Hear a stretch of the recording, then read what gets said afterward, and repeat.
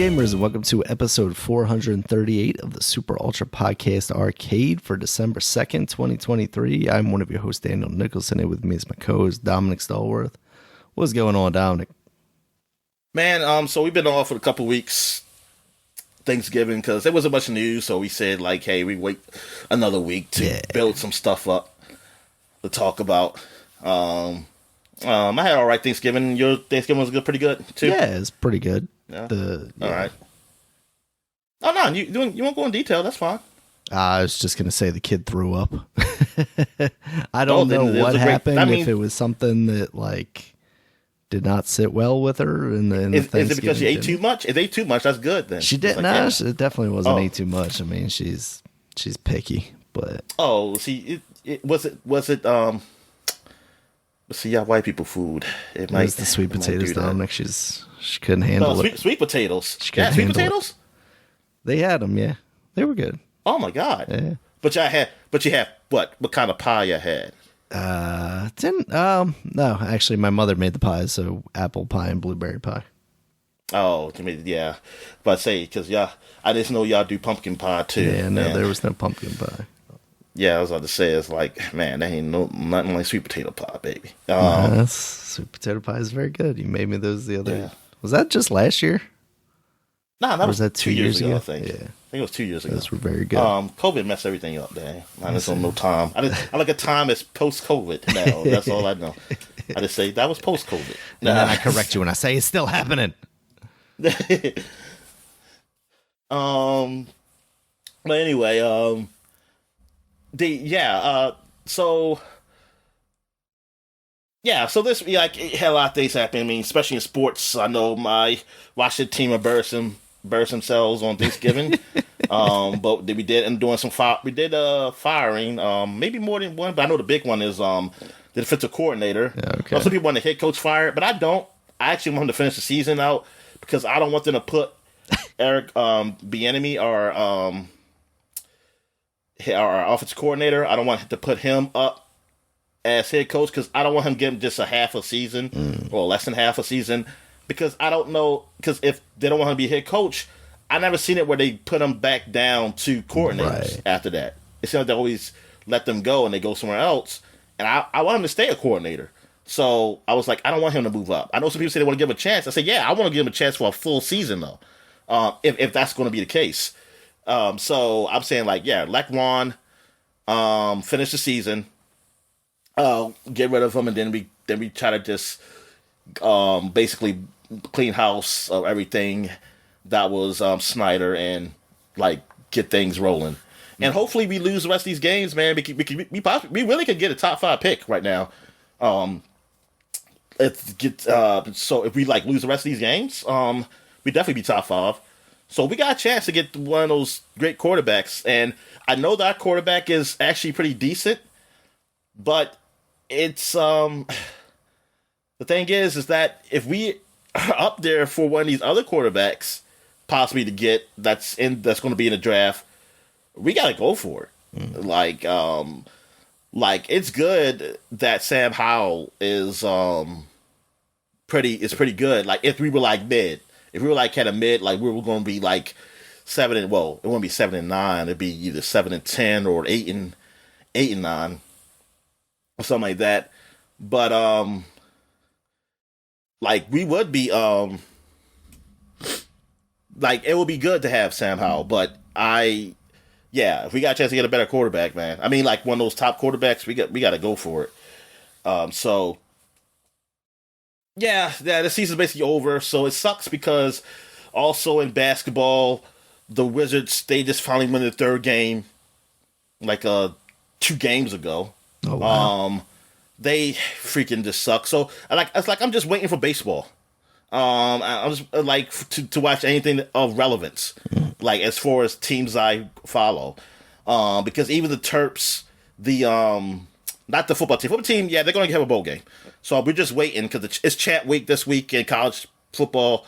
So wait for these championships to happen, and then they tell us who's playing in what bowl. I'm hoping. Let me fix my mic real quick. All right. You still hear me? Yeah. All right. So So I'm just waiting for their bowl game. But in the Terps basketball, they're not looking great. I don't know what to expect from them this year. Honestly, I just hope they sneak into the tournament. But it's not nothing like, I don't see his team really doing anything big. Mm. It's like I don't know. Like I don't think they're really that great, but I'm just hoping something happens. But yeah, man, it sucks that I had to wait for baseball season to happen. Oh, baseball gave out the last few awards, which I thought they were fucking done. Apparently they still had the reliever award for best reliever in baseball. And our very own Batista won. Oh, so yeah, I was like, what? I don't know how to do awards anymore in the baseball, man. It's just so weird. You would think the last award would be MVP. I don't know why this. Did they forget? It's like, oh shit, we forgot me to do all the awards. So I'm gonna submit something, but I don't know. Like they just sneak them out there. What else happened? But in football, Ravens still doing great. They're actually number one in the AFC right now as of this podcast. Because Kansas City lost to the Eagles. The Eagles, they pulled through. And they beat them. And then they beat another team also. They beat who they beat? The Buffalo Bills. Eagles has been on a roll, man. They beat some good teams. While Dallas has been on a roll, but they beat bad teams. So I'm tired of this, like, oh my God, doing that Thanksgiving broadcast was just so. Romo is so unbearable. He was great his first season doing broadcast. Uh-huh. Now I just don't like him. And like he just kept saying like, this is why this team could win a Super Bowl. I'm like, Romo, what the fuck are you talking about? The Cowboys are what they were for the last few years. They beat the bad teams, which is supposed to do. Okay. Right. But the three losses they got. They lost to Eagles, San Francisco, Arizona. Two of those teams have better records than them. They are better than them. So, and the one team, they should have lost that. I mean, they lost to a team that they should have beaten. But, I mean, that's fine. It happens. But the two teams that are better record than them, they beat them. And, like, yes, and they haven't beat, I think, Seahawks was over 500, I want to say. I forgot their record. So, yeah. So, that was the only, Seahawks is the only team they have beaten that's over 500. And the Seahawks, they destroyed their defense. They're Seahawks is not as good a team as Dallas, but they destroyed their defense. Everybody's talking about how good Dallas defense is, but Seahawks, they had the lead. Dallas had to come back to win. And they lit them up. And I'm like, I don't believe in Dallas until they actually win in the playoffs. Like, I had them going to the playoffs. I'm like, so yeah, they get to the playoffs, but I just don't trust them in the playoffs because they never beat the good teams. And, like, yeah, like, they'll show up. Like, they were scoring a storm against all these teams, these subpar teams. Like, with us, we kept it close until the fourth quarter where we just imploded. And that pissed me off because I had us covering. I said, we could use cover. And I was happy for those 3 quarters. I was like, whoa. So, yes, just to stay within, because I think it was 11 or 14. I think it was 14. I said, oh shit, Washington, well, Commanders can cover this. I said, yeah. Dallas been whipping these bad teams, but it's always something when they play against like us or like a division rival or something. Like we can keep the cover. We ain't probably gonna win, but we can cover. It looked like we were. And then that fourth quarter happened, and everything is what the hell? I was like, God fucking damn it. Yeah, I almost threw up my Thanksgiving dinner day. How awful our team looked, man. God damn. Now I'm just hoping that we lose every fucking game now because I know we're not going to get to the playoffs. I was rooting for us to get to the playoffs, like just to sneak in. So it's like, man, I just want to see us win. But nah, I just lose everything. What else happened? I mean, I talk about the NBA. I talk about my team sucks. Oh yeah, they're still having an in-game tournament, the in-season tournament. It's getting down to the wire end of that. Don't tell me who's still in it.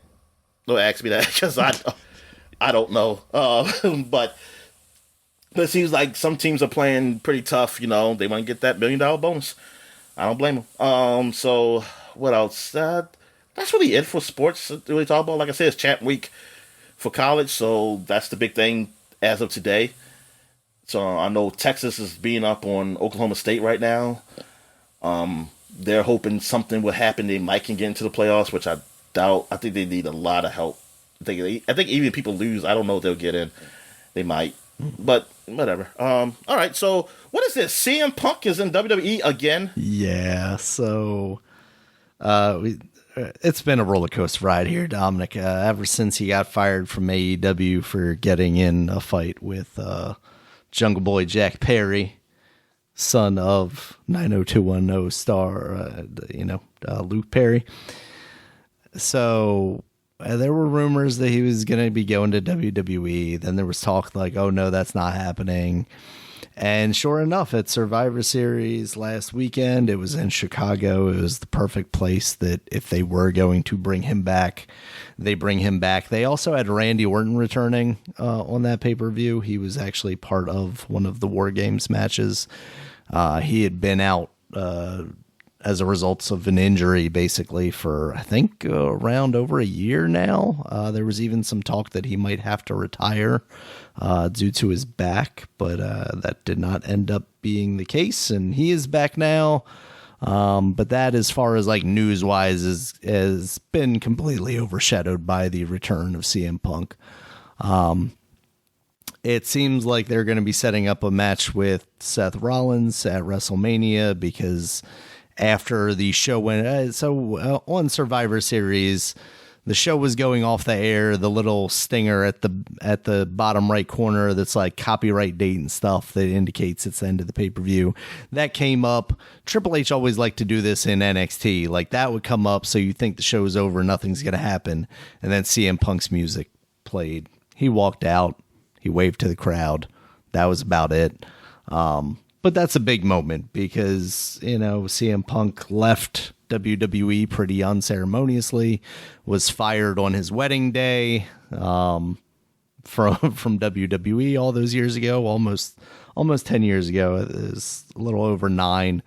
Of course, eventually came back to wrestling with AEW, and then, of course, got into a fight with the Young Bucks and Kenny Omega. And, of course, trashed the company on mic at the press conference for that show, and then disappeared for a couple of months until that was resolved. And then once he eventually came back, got injured again, came back again, and then got in this fight with Jungle Boy at All In, which was their biggest show ever. Basically, their WrestleMania. They were at Wembley Stadium. He was in the first match of the card, and apparently before that match, he got in this fight with Jungle Boy that Tony Khan has now since said, he feared for his life, for his safety, basically. So it sounded like not only did CM Punk attack Jungle Boy or get in some kind of altercation with Jungle Boy, I'm not here to say who threw the first punch. That video was not out yet. Hopefully one day it will. But apparently also there was some kind of altercation between him and Tony Khan. So, yeah, so he got fired. WWE clearly willing to deal with the risk of that situation to pop the numbers because, of course, it's CM Punk. He is a draw. He is going to make the company money. And, I'm sure they have provisions in place where if he steps out of line, they can let him go, break his contract, because the reality, at least from the back, Monday morning quarterback is CM Punk has not changed. He is still the thin-skinned guy that he has always been. So if something goes wrong in WWE, he's either going to take his ball and go home, or they're going to have to send him home. So it is what it is. But after Survivor Series went off the air, wasn't on TV anymore, there is fan video of like Seth Rollins being like, F you, and throwing up middle fingers and whatnot. So it's everybody, I say everybody, there were people on the internet going like, oh, it's real. He hates CM Punk. But like, no, it's an angle. It's wrestling. He was doing that for a very specific reason. My only thing is like, this just means like, is CM Punk's probably going to get the main event of WrestleMania that he has wanted. That is one of the things that he always griped about, is like he was champion for like so many hundreds of days, but wasn't, the main event of WrestleMania. It's still not the same, though. He's not getting night 2. That's going to be Roman Reigns' spot, and it's not going to be him versus Roman. It's possibly going to be him versus The Rock. Who knows? There's also now talk that maybe CM Punk versus Stone Cold could happen, because when promoting the video game one year, there was like a sit down with him and with Stone Cold, CM Punk, and Jim Ross, and they got to, jawing back and forth. But that was when Stone Cold was like definitively retired. Of course, last year Stone Cold had a match with Kevin Owens. That's not really something I'm looking to run back. I think the novelty of like Stone Cold coming back was cool and the match was fine, but if they did a match with CM Punk, it would just be basically the same exact thing. You're not going to get some kind of technical match out of a however old year, Stone Cold at this point. So it's probably going to be another hardcore-esque match that goes around the arena. And I don't know, maybe if you got Stone Cold to show up and actually do some promos this time, that the build to it could be fun. But when he was fighting Kevin Owens, he didn't show up until like the very last week. So, yeah, actually, he didn't even show up then. He like sent a video of him on his ranch, just like, yeah, accept your challenge. So yeah, CM Punk, he's back. It's fine. I don't really care one way or the other. I was not watching when he was at his height in WWE, so he was never a guy that I was like, oh my God, he's back.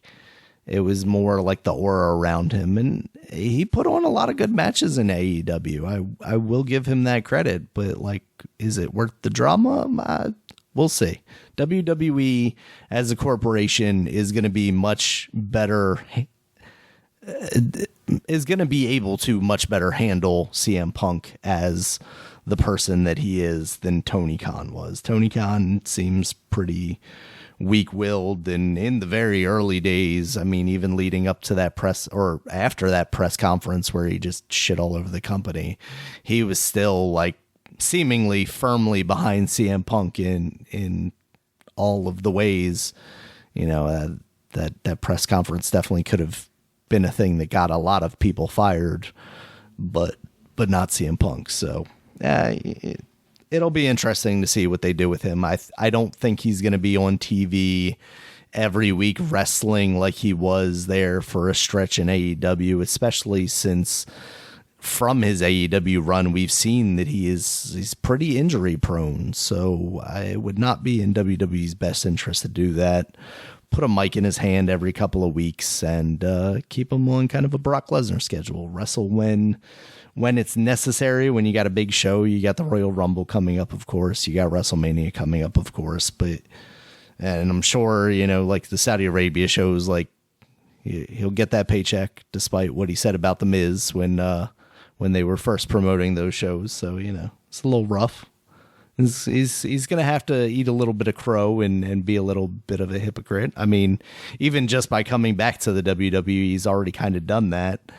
But it's going to be what it is. And as long as he's entertaining, I don't really give a crap, as long as he's not starting more drama.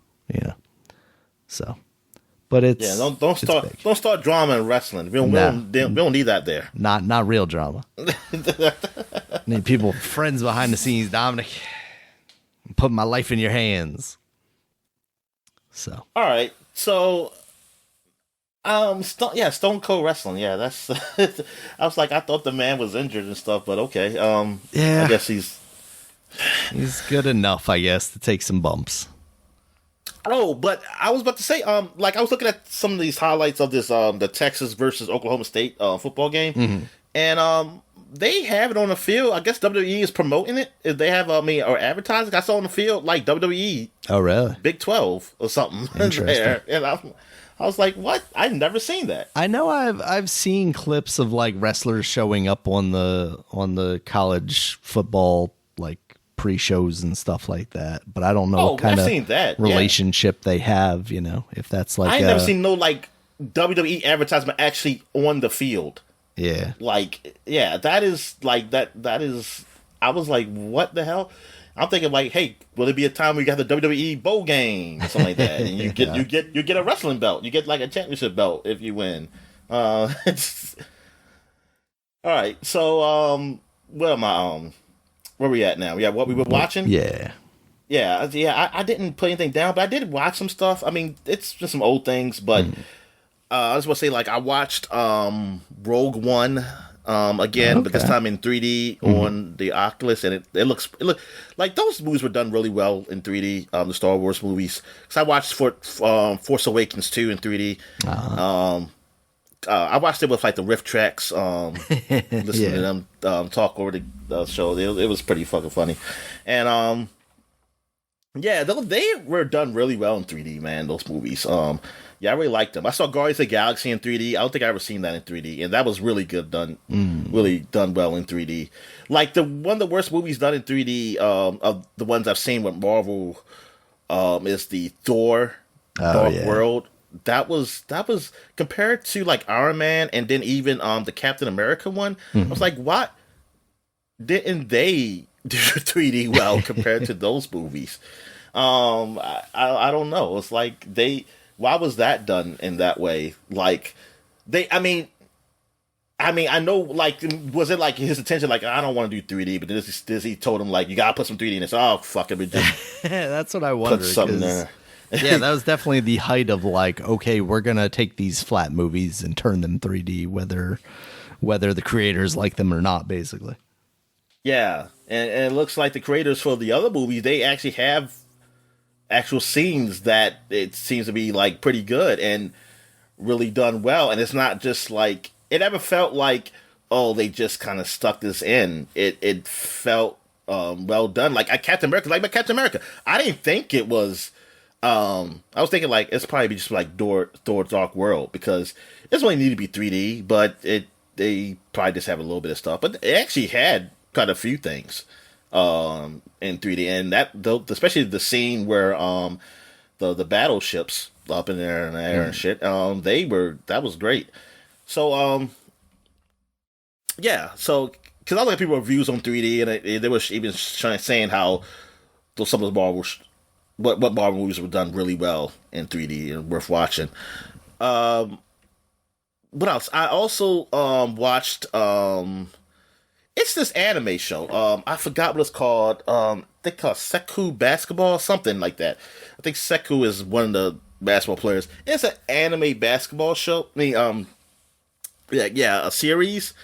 I think it's done now, but I was curious to watch it because I always seen it, and I was like, anime basketball, what the fuck is this? And like, but then I saw good reviews, like people actually liked it. I said, let me check it out.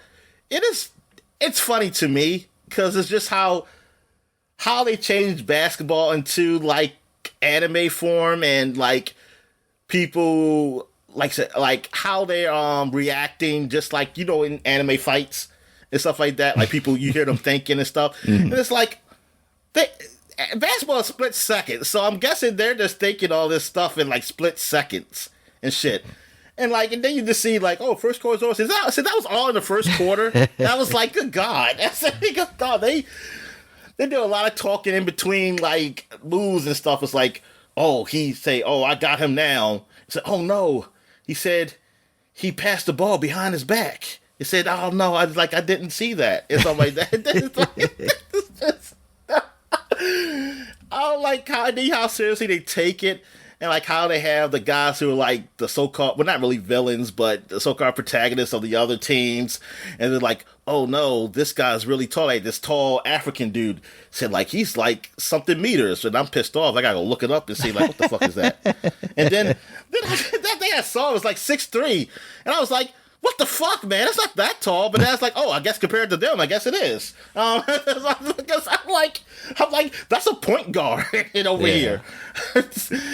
But I think he's supposed to be like almost. I don't think he was 6'. I think he was.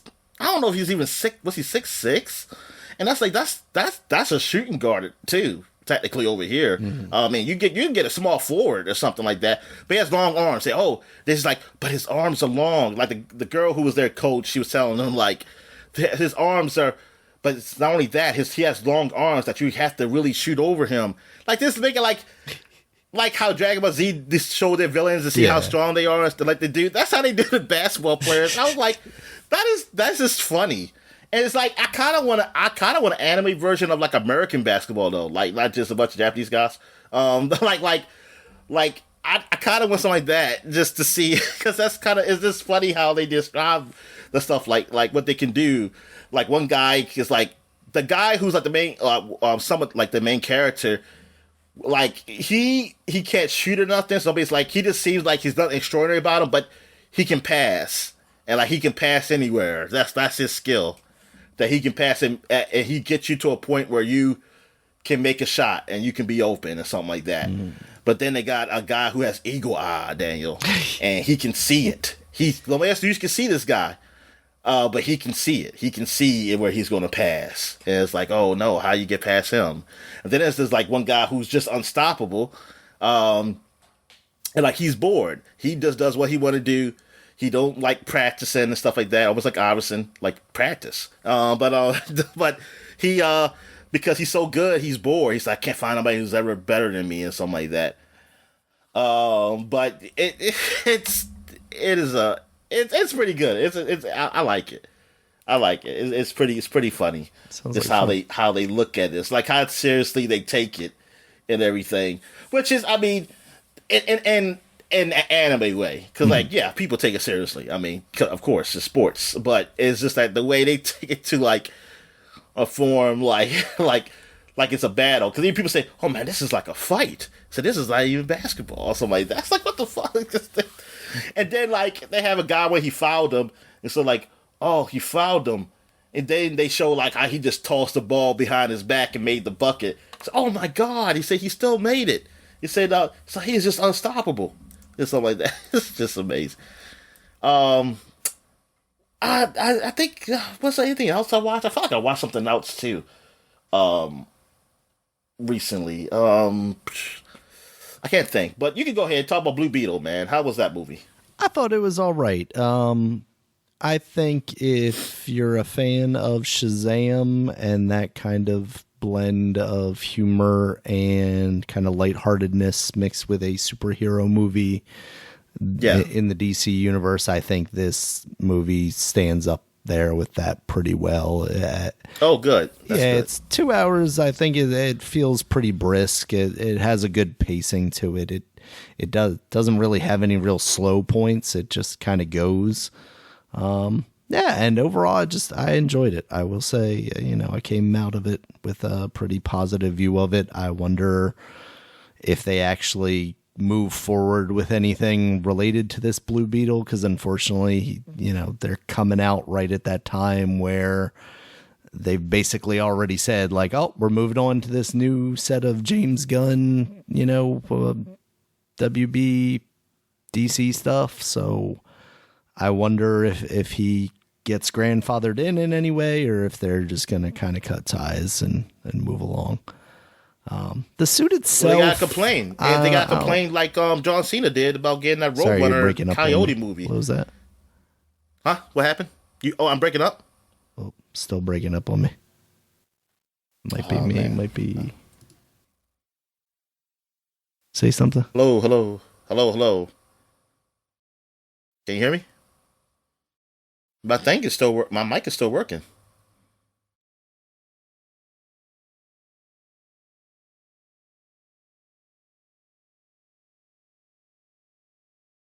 Testing. You still there? Yeah, my mic is still working. Yeah, you're like barely getting any words out at all. Oh, I don't know. I'm gonna hang up then. Stupid Skype.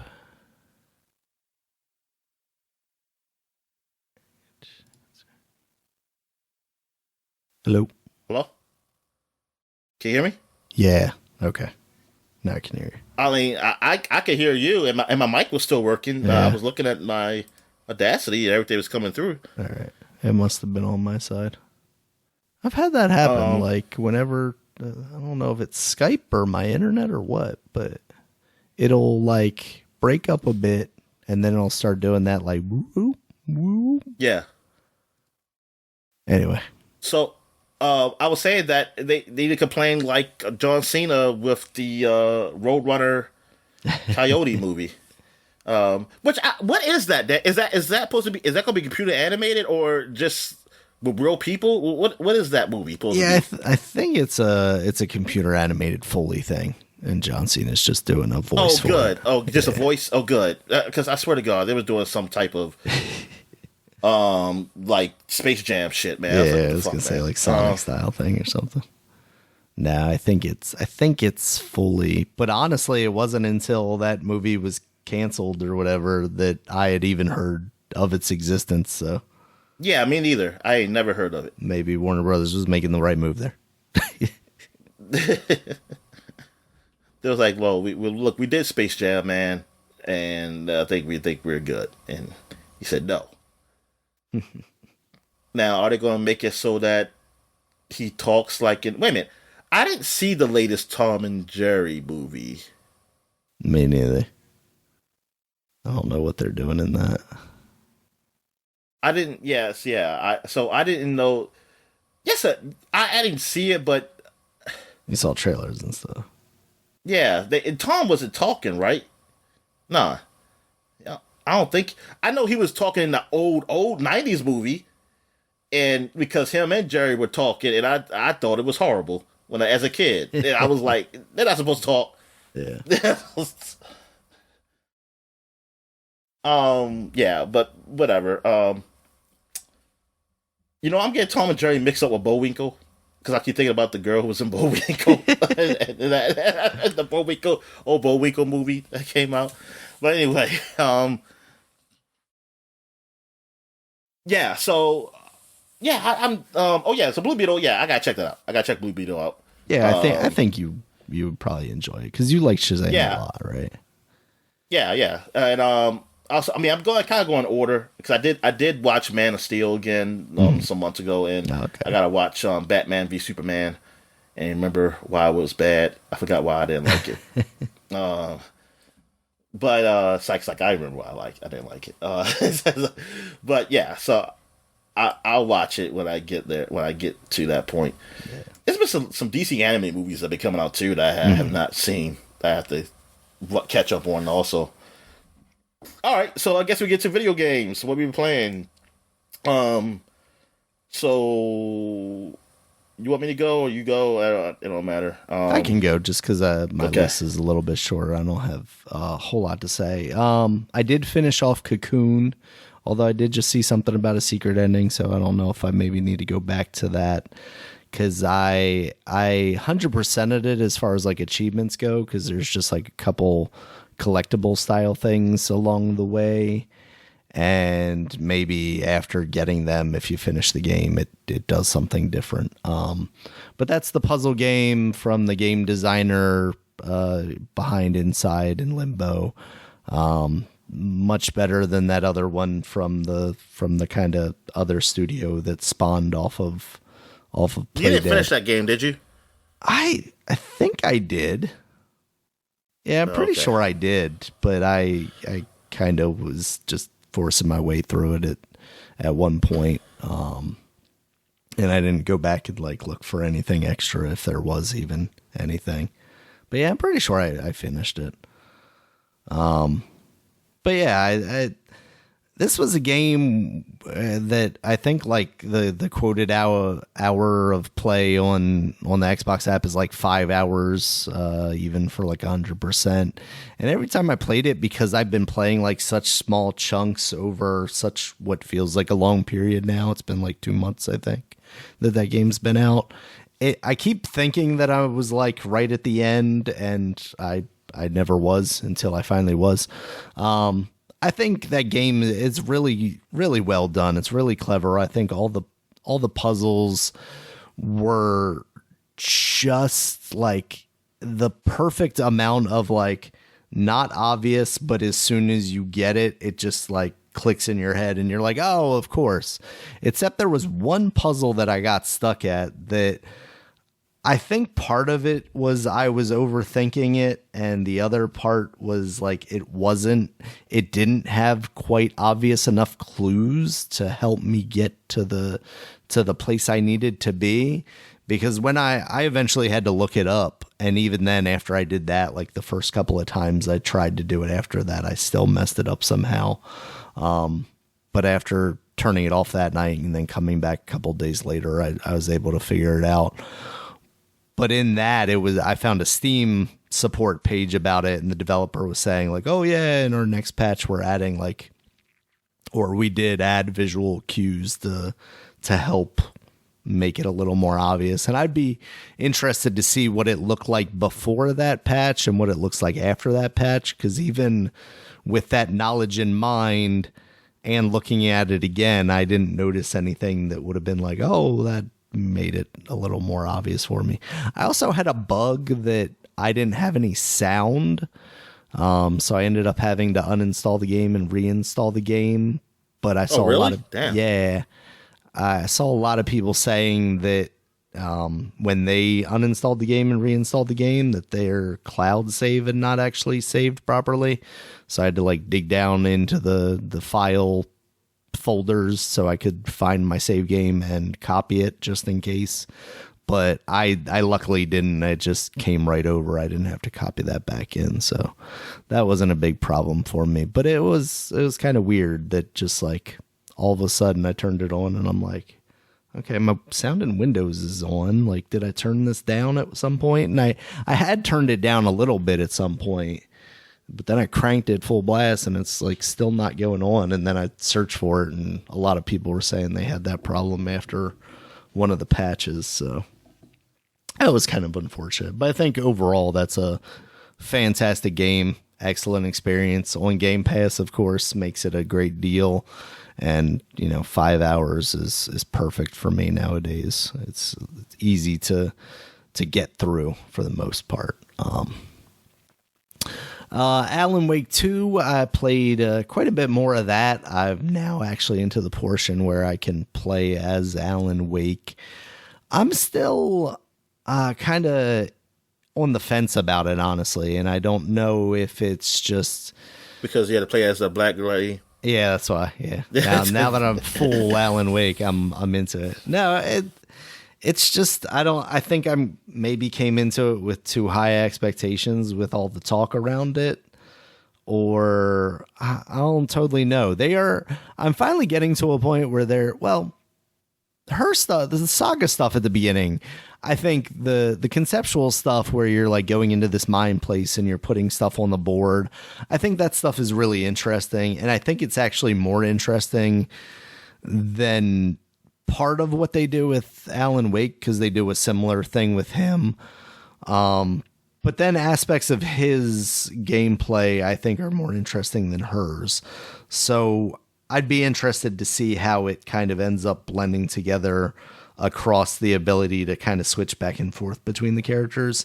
What Alan Wake can do is there are certain areas of a level, and because he's basically the writer of this story, you take these clues that you've gathered and then you can basically change the scenario. You can be like, okay, I'm down in the subway station and they were doing satanic rituals. So you say like, oh, satanic rituals. And then there's like an altar there and more clues appear from, this cult doing their thing there.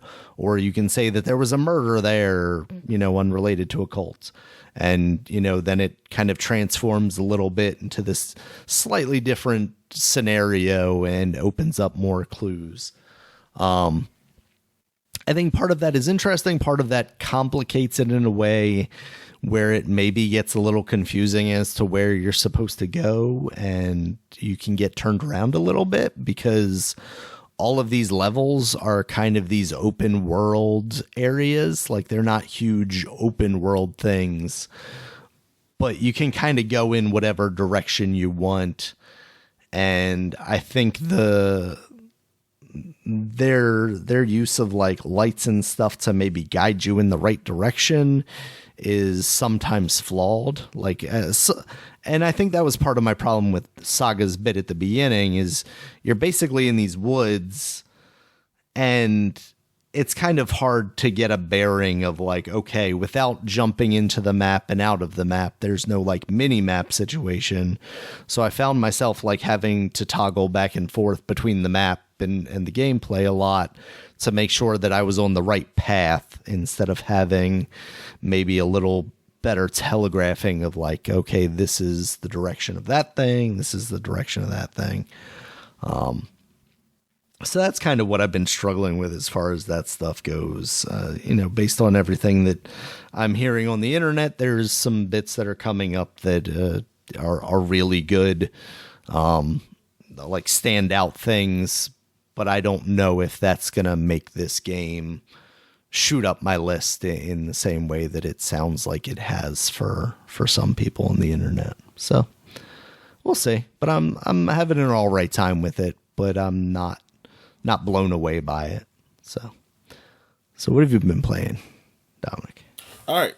So I finished Sea of Stars. Cool. Finished that game. And that game, it was pretty good, man. I really enjoyed it. It was a nice little story. Mm-hmm. And there are 2 endings. So I only finished one of the endings. And they do create a save point right before you fight the final boss. Nice. So you can do the true ending, which I didn't do. I probably just watch it on YouTube because it's even though I did almost all the side quests that you have to do to get it done, there's something you have to do, and I just kind of want to just move on. So I'll probably just watch what it is that you do to get the true ending. But yeah, I really enjoyed that game. Even the only bad thing I would say is that the actual main characters aren't really fleshed out. It seems like it's more of the side characters are more fleshed out than the main ones. They're kind of just there to be that they are the solstice warriors, that they have to be the ones to defeat the flesh, what do they call them, the flesh dancers? I forgot what they call them. Flesh mancers, whatever. Those beings, they're the only ones that can beat them, but it's not really a fleshed out story of those individual characters. But overall, the game it's fine. It's a nice RPG to play. It's not that long, so it doesn't take forever to beat. And yeah, I mean, it's a nice like old school feel to it, a simplistic feel to it. In that, yeah, it's one of those new games that I really enjoyed. That hey, I would never had probably tried it. It wasn't on Game Pass. Yeah. So what else have I played? I also played. Oh yeah, Rollerdrome finally came to Xbox. And it's on Game Pass. Nice. It's been out since 2022. Last year I think on PS4, 5, and on PC. But yeah, it never. At least I think it was on PC. I mean on PC, but. Yeah, it hasn't been on Xbox, so they finally got it this week, and I played it, and it's all right. It's pretty fun. And like it's kind of like with like Tony Hawk and everything. You do tricks and stuff like that, ollies and stuff, but you're just on roller skates, kind of like roller derby kind of thing, but it's kind of roller derby to the max because you're actually killing people and shooting them and things of that nature. And they're trying to kill you. And the only way you can get ammo is by doing tricks to reload your gun. And you get different type of guns. Most of the time, you start out with just 2 pistols, and then I end up getting a shotgun later on. And like you just have to complete like the missions, which is like kill all the enemies that are on the level. And then they have you challenges there where you complete a challenge, you get bigger score. So you try to get a high score, I guess. I don't know what's the highest to go up to. All I got was D's because I was never really good at it because I was still just really learning. But I don't know if it goes to A or S, So, but anyway, I took a break like a while from it. So when I went back into it to play it, I forgot that if you zoom in, you kind of slow time down to easy shoot. Because I was just shooting, just from the hip. When the target comes to shoot them, when you're close enough, you get a target and you can get actually aim it automatically aims at them. But when you do actually hold the left trigger, you can zoom in and kind of slows it down, which is better for certain enemies that have these shields, which I would take forever. Like, my timing was just awful because it'd be like, hey, the par time is like 4 minutes, and I was like at like 15 or something like that, and I was like, holy shit! I was like, how the fuck you supposed to do this at 15 minutes? So those enemies take too long to shoot. But then I realized, I think I was playing another stage. I was like, oh shit, I forgot that you can slow down time, and then if you slow down time, you easily can get a shot on them because the shield won't come up as fast. You would have got some shots off on them. So I was like, oh okay, so now I know what I was doing wrong because I finished out the stages a whole lot faster, and yeah, it can get. It was. I felt like it grabbed me to a point where I was like, okay, I'm feeling this now. Like I'm really getting into this game, and yeah, it's pretty fun, man. I just wonder why it took so long to come to Xbox. Like, what the fuck was the holdup? Was this actually like a deal signed by Sony, or this was just them? Like, I just wonder why. Like, it took a over a year. I think it was like August 2022. Microsoft Game Pass bag. That's why, Dominic.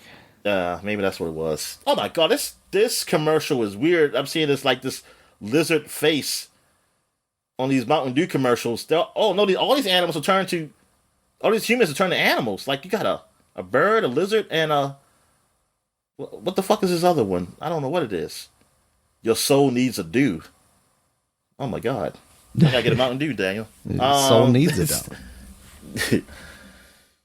Oh wow, I am seeing a what commercial is this game for? It looks familiar. It's a phone game. Oh, they're promoting the Galaxy Fold. I don't. What's the game? What's a famous phone game? What's the one with the meme? The meme is always uses it probably is, where the guy says Dick Rada. It always, what is that from? I don't know. Oh yeah, because they always use this meme from that guy, and like when somebody is already like seem like they always kind of suck up somebody puts up that meme of him saying that. But it probably is Clash of Clans. Maybe it's Clash of Clans. Is that the guy with the mohawk? Is he on that one? The black guy? I don't know. He looks like Mr. T.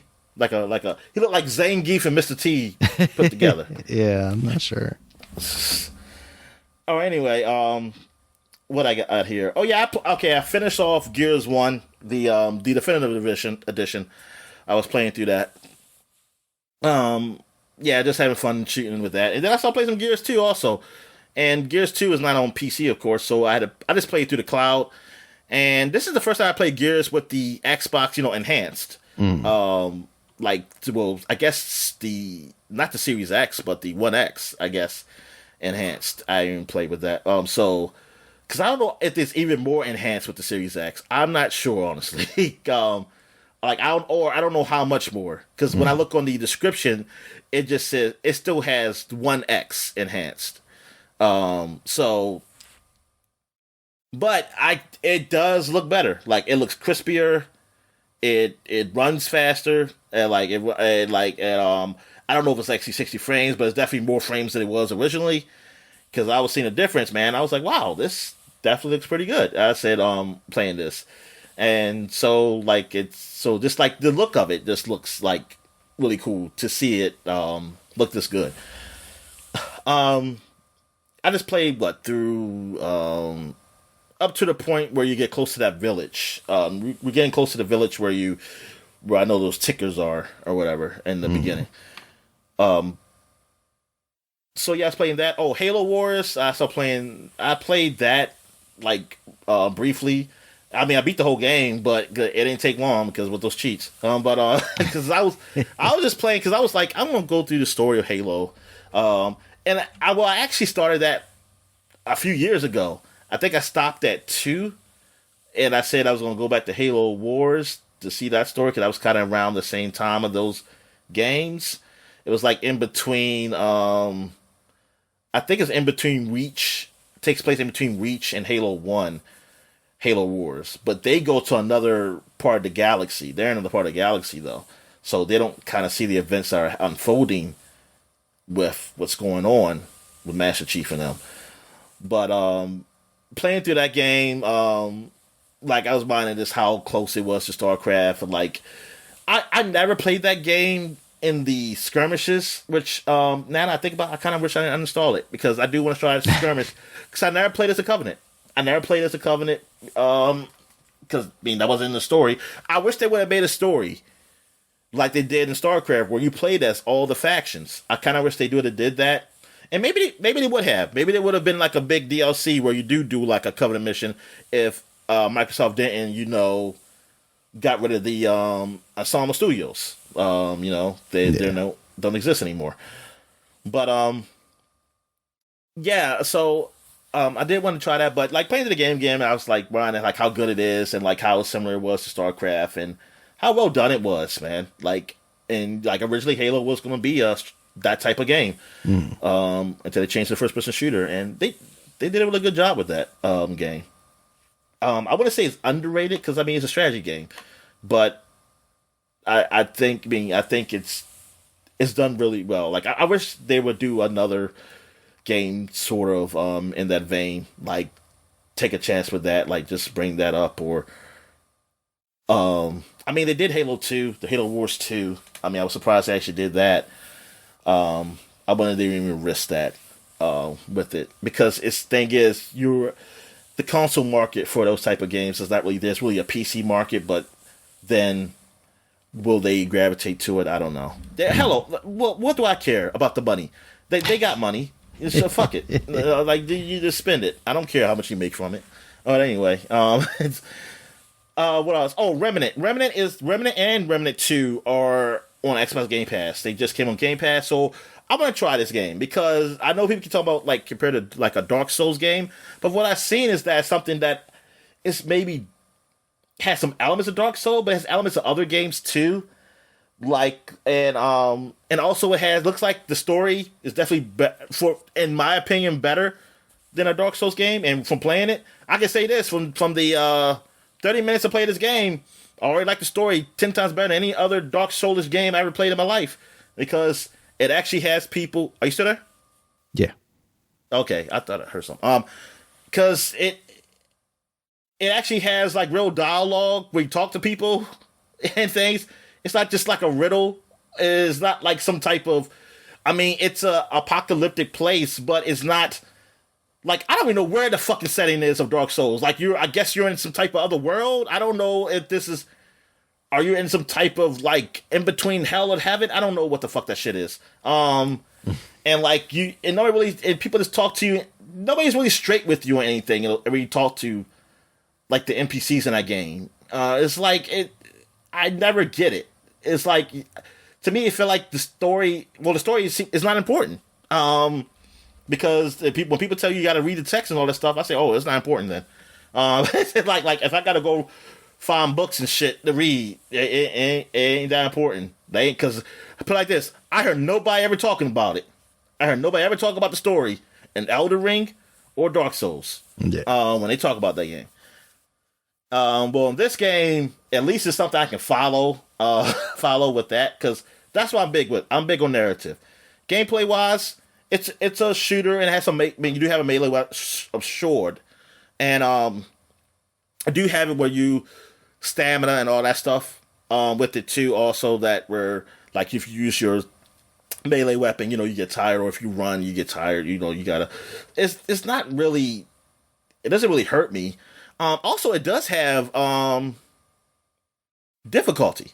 Like, there's normal, and then you can play harder or whatever. And it's co-op. I haven't played with anybody yet. Mm-hmm. 'Cause I'm trying to get my fill of the game.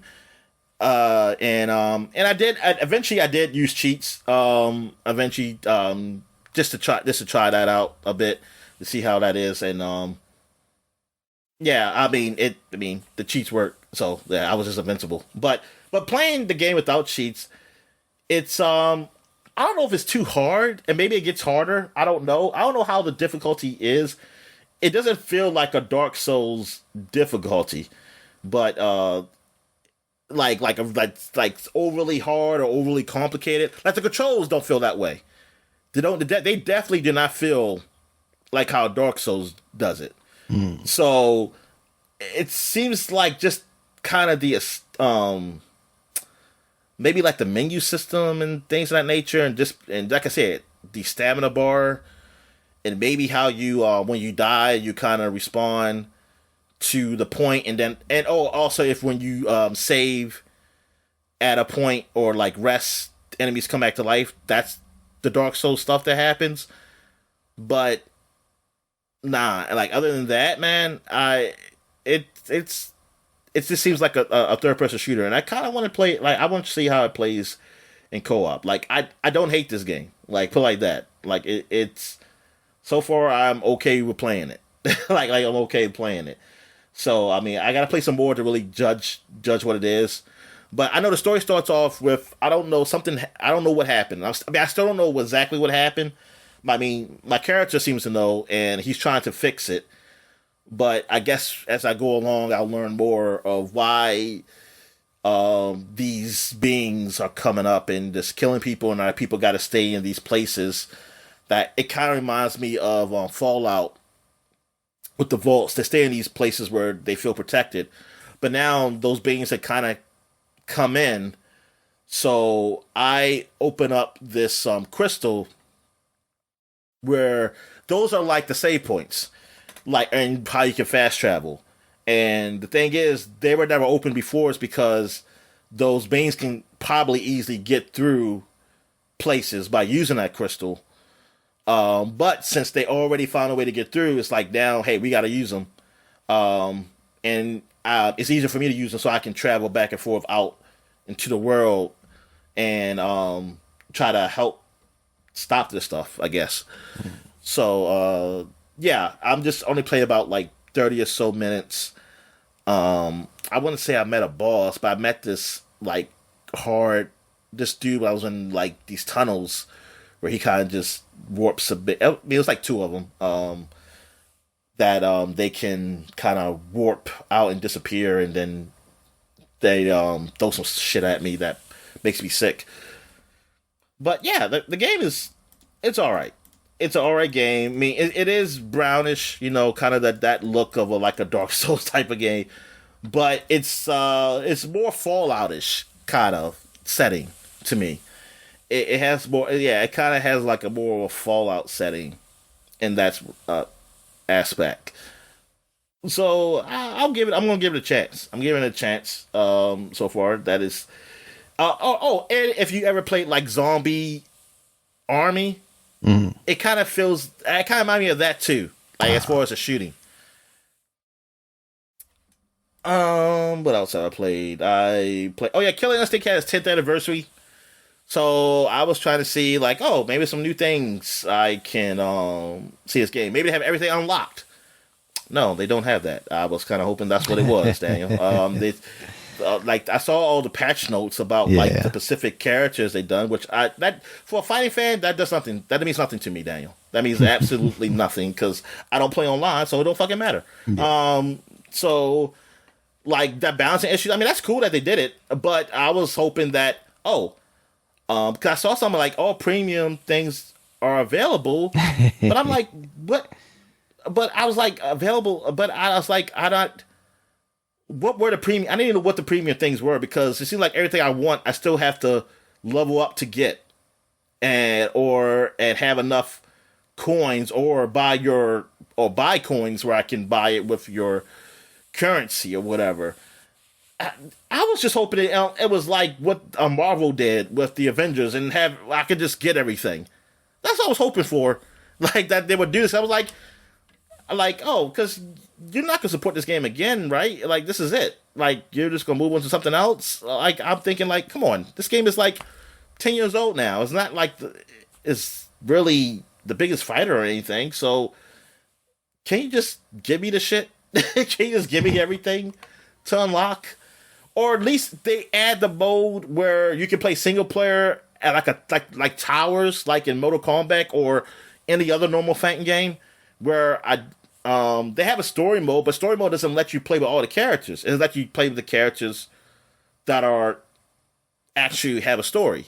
Right. So I have to do either single fights or endless fighter before I can play with the other characters. that are part of that, or the characters they added in later. You know, Grom, Ram. I said Grom, Ram, Ram, and the frog. What's his name? What's the frog name? Rash, I think it. I think it's Rash. I think it was Rash. Yeah. Rash and one of the elites or whatever. From Halo. So, I was hoping they'd just add something simple like that, but nah, they didn't do that. I mean, they did some work. I give them that. It's just that it's nothing that for me is not of interest. But it did get me to play the game again that I haven't played in a while, and I did like it. I did like Killer Instinct. I haven't gotten to the flow like I did when I first played it though, where I was easily doing like the combos. Now I'm still trying to figure out how to do them, like to get that flow going. But yeah, I mean that's nice. That's nice of them to do that. It's nice of them to do that. Yeah, well, I wanted more. Like more something more cosmetic and something like that. And basically,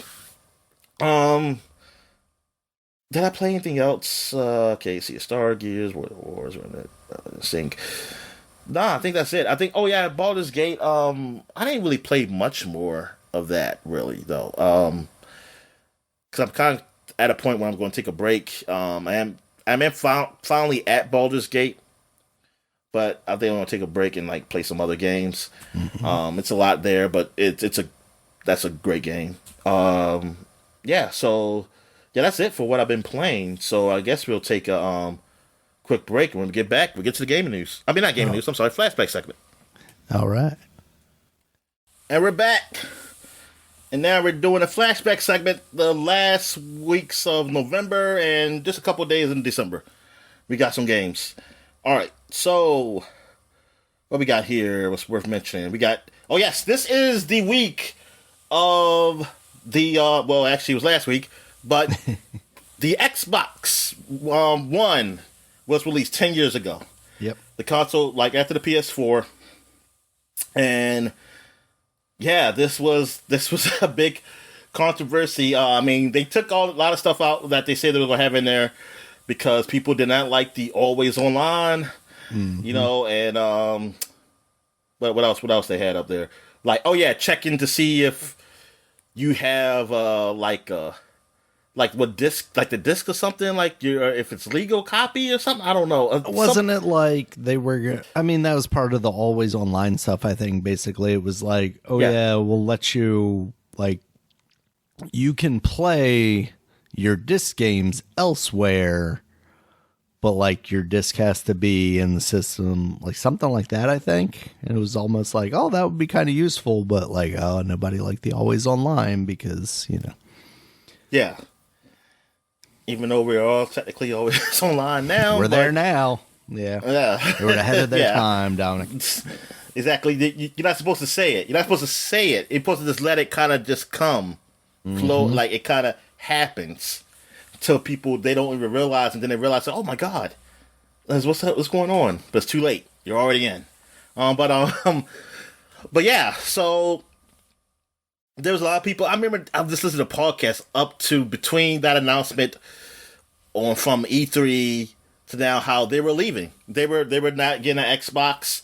They were getting a PS4. They said Xbox is just anti-consumer.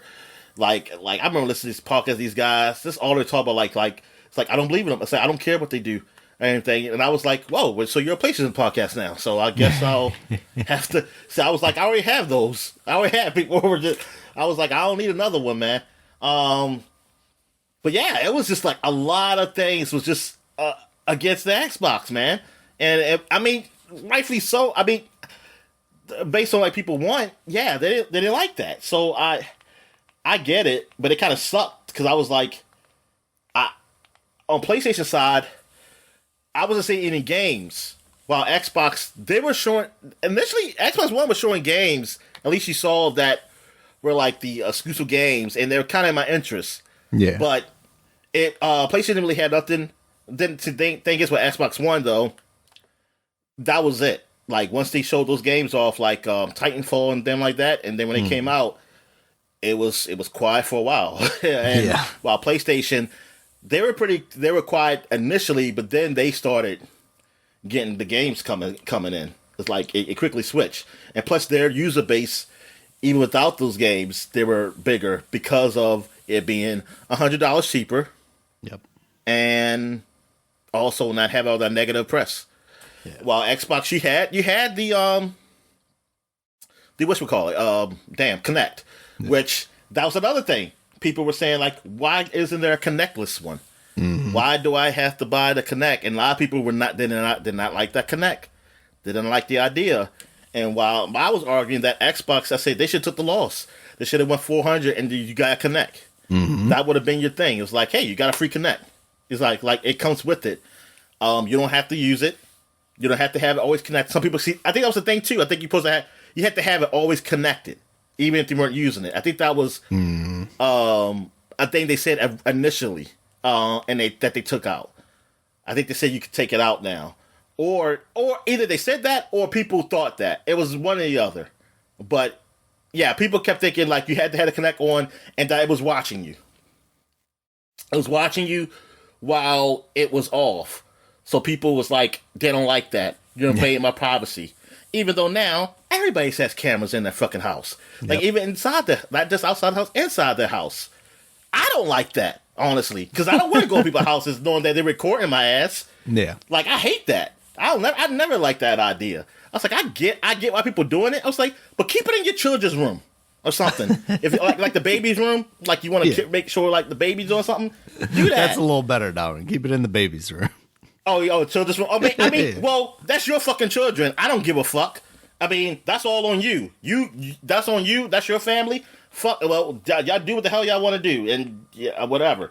I don't care. I'm selfish that way. But it's like I don't. As long as it's not me, I don't care. I was like, well, it's sad that I just feel bad for those children. But anyway, yeah. So it's funny how we are there now with all that shit. But for me, like I was kind of into Kinect a little bit because I had it for the Xbox 360. So I was like, yeah, that's cool. That they have the Kinect and it's going to be better now because it's like the voice activation was be better and shit like that. Mm-hmm. And it was. And initially when I did finally get the Xbox, I did like say what channels to go to. It will listen to me. Now all that shit is just gone. It had like the TV stuff. It used to have the picture-in-picture. It had all that stuff, and now it was gone because they had the interface faster. And I get it because I'm guessing it would have been even slower than what the fuck it is now because it's damn sure bad. Well, and that's only because as things grow, you need to update, have no space, and I guess the Xbox just wasn't ready for that. Which, I just think those consoles need to be made in a way where now we know we do updates like this all the time, that things won't go slower. These interfaces won't go slower. Like with Nintendo, hopefully the next Switch, that shit won't. The actual marketplace will be a whole lot better. With that, I don't know. This is Nintendo that we're talking about. We can hope, but I have my feelings that it's not going to be because. I mean, one of the things that it's going to take for that marketplace to get better is moderation. I mean, it's not just the interface itself, So like, I don't need to see all the shit dollar games that are just like scams or whatever. So they have a lot of work they need to do in that marketplace, and we see Steam have trouble with that. So I have my doubts that Nintendo is going to get any better at it. Yeah. So.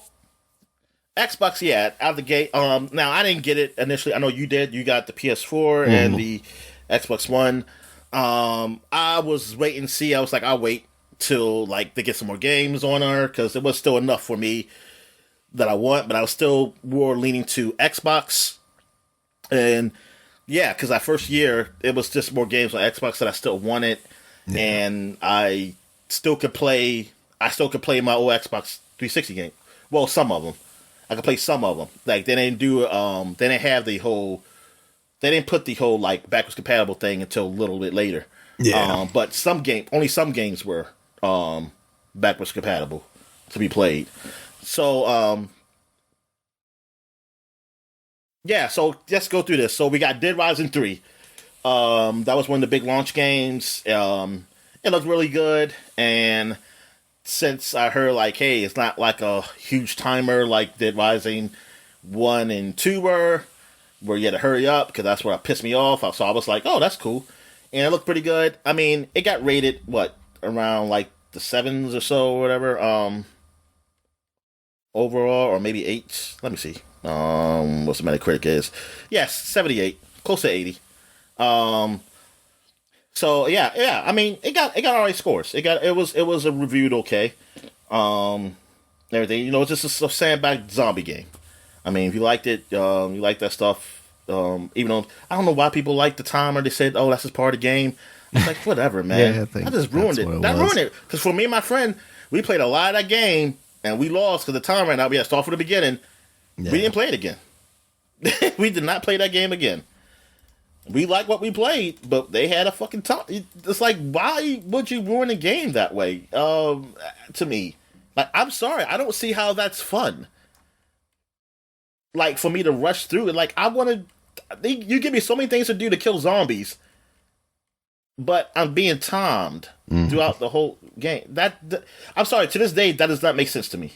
Yeah, like it's fights actively against the playground aspect of it, where you're giving me all these different things to do to these zombies, and it makes no sense. All right, so then you have Forza Motorsport 5. So this Forza Motorsport 5, where I'm not really into Forza, so that wasn't really a big deal for me. I mean, it looked beautiful, but all those games look beautiful. Every time they came out, they looked beautiful. But just like Gran Turismo, but it just was not my interest. But that was a good launch game. I mean, it was still a launch game, like for a racer, for a game to really show off how good the game looks and whatever, like how this console can run these games or whatever. It's the game that I most played because there was nothing else that really caught my interest. Like eventually, we played Rise together, right? Yeah, like the majority of it. Yeah, we played that together, and I thought that was a lot of fun actually. But originally, I never got it like at launch because it didn't seem to be reviewing too well and didn't seem to hold up very well. I actually ended up liking that a lot more than I think a lot of the reviews would indicate. And part of that is playing co-op. You know, I mean, I think anytime you can play with your friends, it improves the experience. Even if it's a really bad game, you can kind of, laugh about it while you're playing it. But yeah, Forza, I mean, this is really where I spent the majority of my Forza time before, like, then falling into the Horizon series. But it was still, like you said, because it was kind of just that motorsport stuff, it felt very sterile. This one, I think, is the one where they also had like the Grand Touring guys now, but the at the time, what are those guys' names? Like Clarkson and them, the British TV show hosts. Oh, Top Gear. Top Gear? Yeah, Top Gear guys. They had them doing like the descriptions of the car, like the Mercedes-Benz is the most beautiful sounding machine in the world. And then you can spin the car around to make it go vroom, vroom or whatever. Yeah. Yeah, well, you know what? I think about that in Yakuza without like the voice like somebody doing a voice acting or whatever, like talking about it when they talk about alcohol. They have descriptions of alcohol when you buy, like, because it's real brands, and about what year they won. Like if they won an award for a year, so it was the best brandy of 2020 something whatever. That's or funny. Like 2013. So like, I was like, wow. So I was like, how much money are they getting for this? Alcohol perverts loving this shit.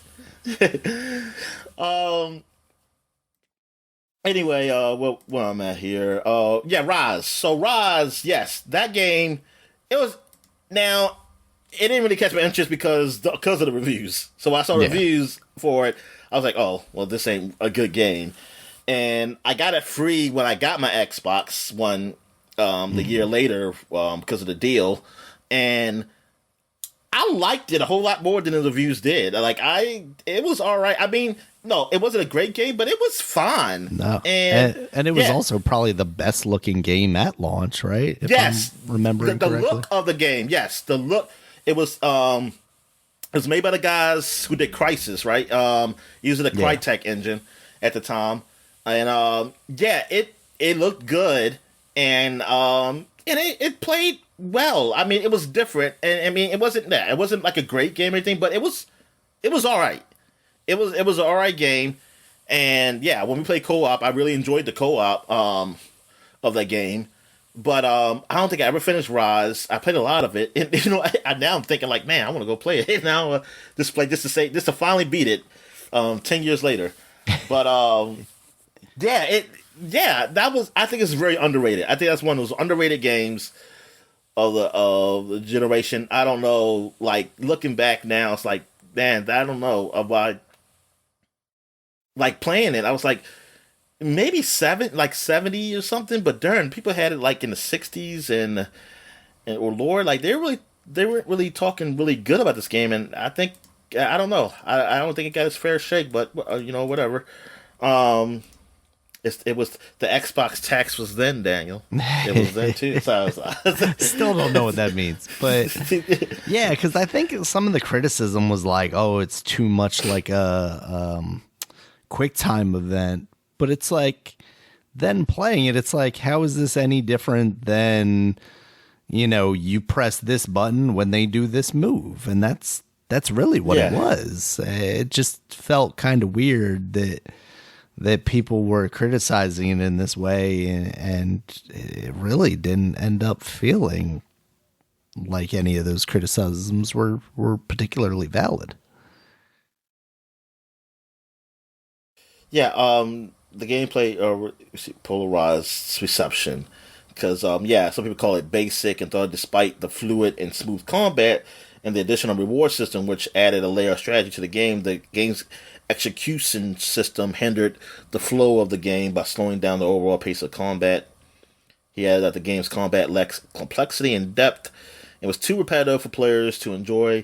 I can agree. I think it maybe got too repetitive at a time. I can see that. But I don't know. Just seems like your game and give it a 5. Like your game. Come on, you're not.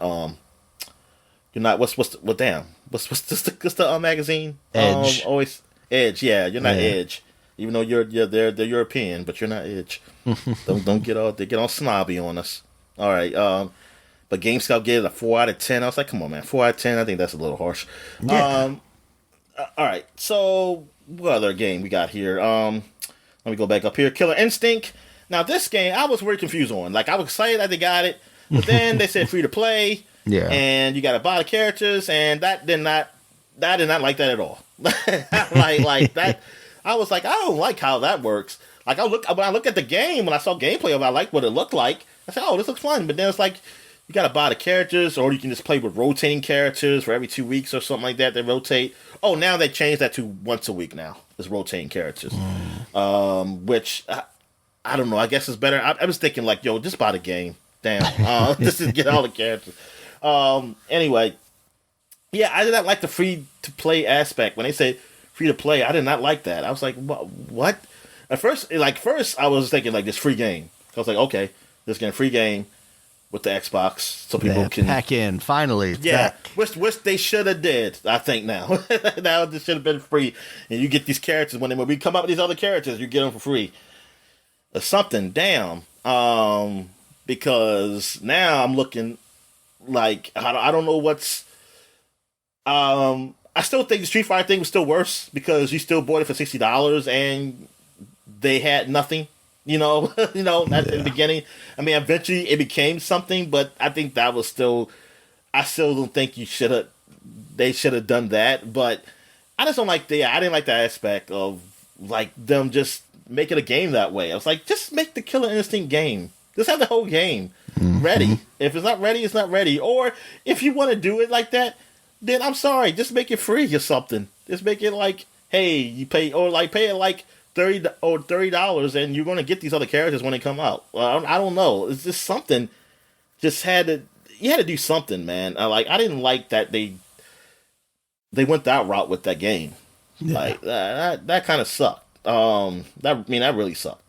So where am I at, Daniel? Oh yeah. Okay, so now we get into Loco Cycle. So you got to tell me about this, Daniel, because I totally forgot about this game. Yeah, so like Loco Cycle was made by Twisted Pixel, who had done Explosion Man and those games. Also the wacky wavy inflatable tube Kinect game shooter. Was that the comic game too? The comic book guy with the yellow face? I'm trying to think if they did, what was it, Starman or something like that? Not Starman. No, not Starman. Not Starman. Oh, right, yeah, because it wasn't a star. It was Comic Jumper? Yeah, because that game is a game I wanted to like, man, but it was too hard. Yeah, they did do a Comic Jumper, too. I didn't realize. I forgot about that. But this one, I forget who was the voice of the cycle, but it was supposed to be like, hey, I think this was after Microsoft had picked them up or started publishing them or something. And Lisa Foilis, I don't know. Yeah. It was James just Gunn. Like James Gunn was there too. Former actors such as Fred Rodriguez, James Gunn, Tom Savini. Man! Cut scenes from internet talents Michael Jones and Lindsey Jones, Rooster Teeth fame. I forgot some of that stuff, but yeah, like coming off of those games, I was kind of excited about what they were going to do next. And then this ended up just kind of being, like it didn't get, well, okay, I was going to say it didn't get awful scores, but once again, Edge rears its ugly head, 2 out of 10. Okay, yeah, maybe it did get even worse scores than I remember. Maybe that's why I didn't even kind of give it a second look, really. But yeah, that was kind of disappointing to see that, because it was kind of like it reminded me kind of Road Rash. You know, you're riding on this motorcycle, but the motorcycle had like a mind of its own or something like that. So you're doing like these crazy flips and tricks and stuff to knock all the other people off of their motorcycles. But yeah, looking at these review scores for Xbox One launch titles, this is rough, Dominic. It's real rough. Yeah, they don't like those games. You might be right about this Xbox tax thing. I didn't think they were that bad. I mean, it was only 2 of them though. Well, Daniel, it was just Rise of Rome and was it Dead Rising? Dead Rising 3. Those are only 2 games. That I thought were all right. And Rise of Rome, I didn't know. Based on reviews, I saw they weren't good, so I really just thought it was Dead Rising 3. Yeah. But now looking back, I'm like, hey, Rise of Rome wasn't that bad. Even though I wouldn't have paid $60 for it. So yeah, nah. So yeah, it really was nothing. It was nothing enough for either console for me. No, for me, it was nothing for either console. That's why I didn't get it. I didn't care to get either one when they launched. Oh, they had the Beard engine for Local Cycle, man. Yeah. I wonder how that engine's doing. Harry. Oh, no. The Beard engine, it went on to be in games on the Oculus Rift in 2019. Oh, yeah, because I think they got picked up by Meta at some point. I think they're owned by Facebook now. All right. So, what else came out on Xbox? Is there anything else? I missed anything? For Xbox? That's it? No, I think that's it. All right. So, yeah, that was Xbox launch titles. Yeah, great games, man. I mean, you're basically playing third-party games, man, basically, on that system. For either one, really. Where was the Halo, Dominic? Where was the Gears of War? It came out next year, the Master Chief Collection. Yeah. and then didn't work for 2 years after that. Yeah, exactly. It was until 2 years after that it became great. That's so rough. It became great when it got closer to Halo 5 or after Halo 5. I forget what happened. Was it after or before? Anyway, what we got here? We got Super Mario 3D World came out for the Wii U. So Wii U, they say like, man, these new consoles coming out, and we gotta put out a good game. Mm-hmm. They put out 3D World. It was a good game. Just that, unfortunately, it's still on the platform that people didn't buy. Exactly. Unfortunately, I didn't even play it until it came out on the Switch. Yeah. So yeah, 3D World, man, I really enjoyed it. when I did got my hands on it. I like being Cat Mario. Even though I prefer Dog Mario, but I guess dogs can't climb. So I guess that makes sense.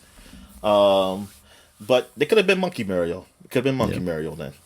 But anyway, yeah. I thought that game was great. I thought it was pretty cool. I thought it was gonna be like an okay game, like saying, it's just something a little different, but it's just like New Super Mario Brothers, and they got cat suit.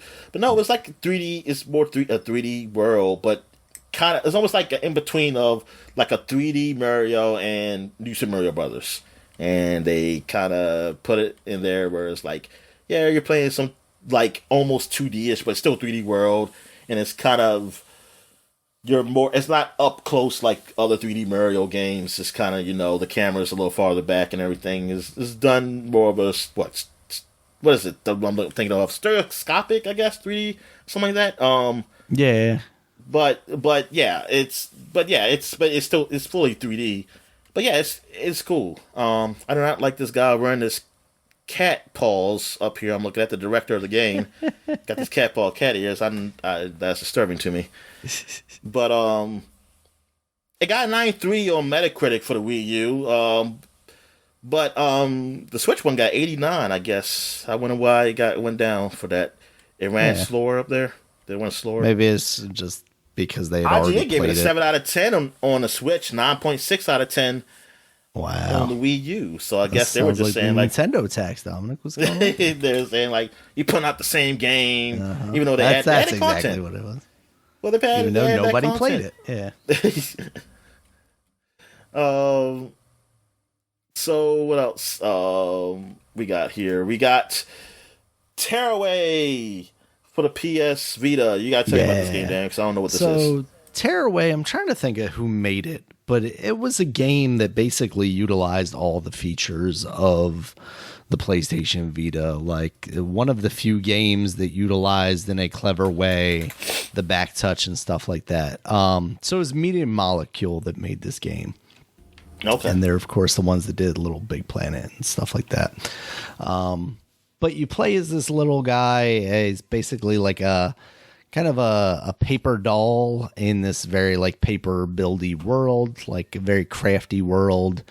And just the way they implemented all of the features of the Vita, like you take a picture of yourself and then you are the sun throughout the game, and you would poke things up through the ground using the back touch. And it was just a very, very good platformer with that stuff implemented. I think they eventually released this game on like regular consoles as well, but I can't imagine that it holds up quite the same. Like the platforming was fun and everything.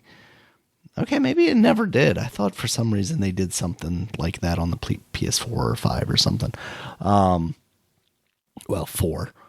But yeah, it was probably, I mean, up until that point, it was definitely the best Vita game, and it may still be the best PlayStation Vita game between the actual gameplay itself and then the actual use of the hardware.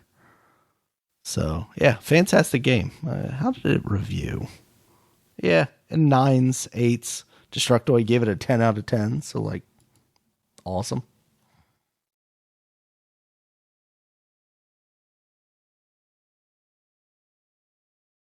It's sad, though, because it's one of those things that's going to basically die on the Vita. Like, you can't do the same thing on these other consoles. Although you could actually that's very true. The Switch, oh man. Goddamn Media Molecule being owned by Sony, and Sony not putting things out on Nintendo hardware, because that would be fantastic if they, I mean, even then you still don't have the back touch stuff. So like you could do a similar thing as the Switch on like the PlayStation 5 with the touchpad on the front. So like they could do something similar, but yeah, this game just can't really exist anywhere else. Like that back touch stuff is just so uniquely weird. Tear away, tear away, tear away. So you have played the game, because that was the intro song there. All right. So what we got here? Is this the last of the 2013? All right. So we got The Legend of Zelda: Link Between Worlds for the 3DS came out. Wow. And this was what a reimagining of A Link Between. It was basically like the sequel to A Link to the Past. Link to the Past. I'm about to say the title again. I was thinking like, what was the other one called? Yeah, it's basically like the sequel to that. But this is where they kind of open up the formula, and you can kind of choose the dungeons in whatever direction you wanted. I believe where you were getting the tools that you needed instead of from the dungeons, you would get them from the shop where the little rabbit guy that looks like Nabbit works. And you could either rent the items or you could buy the items. But if like you rented them and then you died, he would take them back. And then, of course, there is the Between the Worlds part where instead of like a light world and a dark world thing, you would like stick to the wall and become this flat Link. And then you could go into these crevices that would take you into the dark world. And then you would move on this linear plane, side scrolling, almost as like an homage to Zelda 2. Hey, that game is really awesome. And is even better experienced on an emulator because you can run it at like a higher resolution, and it looks really good. I remember playing that a couple of years ago on one of the PC emulators. Oh man, that's awesome! Still in games, yeah. All right, so I bought that game and backed it up personally, of course, Dominic. The only way to play emulators. Yeah, whatever. I did buy that game. So, no, yeah, I know you bought the game. All right. So where we at now? Now we gotta go back 20 years. 20 years ago, we're going to, what the hell is this? Big Rigs Over the Road Racing? Yeah. You gotta say what the hell this is. So this is basically like a meme game. It shows up on Games Done Quick quite a bit because this game is so bad and broken that when you go backwards in the game, like in reverse, you can basically go exponentially faster and faster. Like there's no limit to how fast you can go backwards. So it's shown up there quite a few times. And kind of if you watch Giant Bomb content back in the day, Alex Navarro from Giant Bomb actually held the world record run for a while there because he was the Big Rig speed runner. He also was the guy that reviewed it for GameSpot, and I think it got like a 1 out of 10 or something like that. It's famously bad. Yeah, I'm looking like, it's cited as one of the worst video games of all time. Game publication. It got an 8 out of 100 on Metacritic. That is a wild score. Like it was on X Play's games you should never buy segment. Yeah, good God. I mean, how this game came to be known? Like, how did it become big enough for people to actually care about reviewing it? That I think this is during the era where like a site like GameSpot felt like they had to review every single game. So they would have like a freelancer work on, because that's what Alex Navarro was for GameSpot. And he was the guy that kind of got the crap games. So I think that's probably what it was. You know, it just came out at the right time where, like nowadays, there are just too many games. Like you're never going to be able to review every single game that comes out. But I think back in the day, if you try, yeah. But back in the day, you could basically touch every single game that was releasing. All right. So where we at here? Now we got 1080 Avalanche for the GameCube. So you gotta tell me about this one too. Yeah. So basically, this was the Nintendo 1080 published N64. Yeah, but not from here. Yeah, 1080 Avalanche came out at a time where like SSX had already come out, and it was the like realistic version of snowboarding, and was just not hitting in the same way. But I thought it was, worth mentioning because it was a Nintendo published title. This is, we don't really see Nintendo doing sports games anymore, but there was a time where, they were doing stuff like that, and including, sports like snowboarding. So that's kind of it. Yeah. Okay. All right. Wasting my time. All right. And we have Deus Ex Invisible War came out for the Windows and the Xbox. This was the sequel to Deus Ex. I remember this being talked about a lot. Mm-hmm. Because Deus Ex was really popular. Because they ruined the series. Yeah. yeah. Well, see, I didn't know that. I didn't know that that's what the talk was, because the only reviews I've seen were Game Informer, which gave it a 9.5 out of 5. Mm-hmm.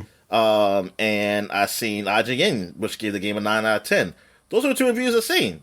So I'm thinking it's a great game.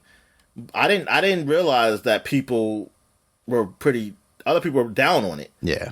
Because GamePro gave it a 5 out of 5. Yeah, it's. I mean, the Metacritic. It was the PlayStation fans, Dominic.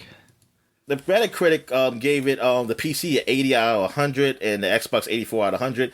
I'm a little surprised with that. I mean, that's a good score, but that's lower than good enough score. It's not. It's not good enough. The ones I've seen. Everybody else they gave it a perfect score. Like I used to be jealous that this game was out on Xbox. So I was like, oh man, it's not on PlayStation. Yeah. I said I want to play this game. I never played Deus Ex until Deus Ex Human Revolution or whatever the hell it's called. Mm-hmm. What was it called? Yeah, that's right. Yeah, okay, yeah, because the next one's called Mankind Divided. Yep. So yeah, I didn't play it till then. So I only heard about the game. I knew people like Deus Ex. I used to thought it looked weird. But I was like, oh, people like that game. Then Invisible War was coming out. I was hoping it's coming to PlayStation. Never did. But yeah, I didn't know people were like, oh man, the story was. Some people didn't like the story, or they said it dumbed down. I guess for the consoles.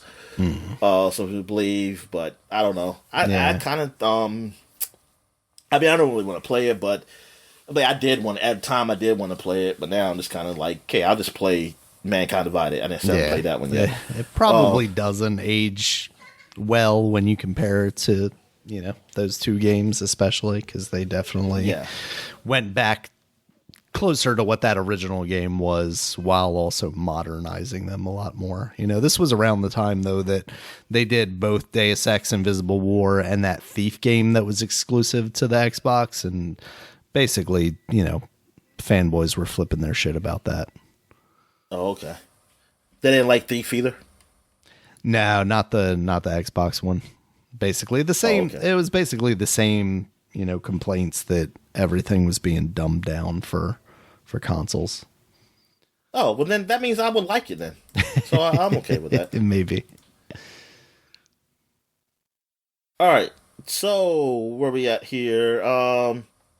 We got Wild Arms Altered Code. It came out in Japan. I don't know if it came out in the U.S. This is Wild Arms, but this is a remake of the first game. Oh. So with better graphics and everything, and I did something. Oh, what did you do?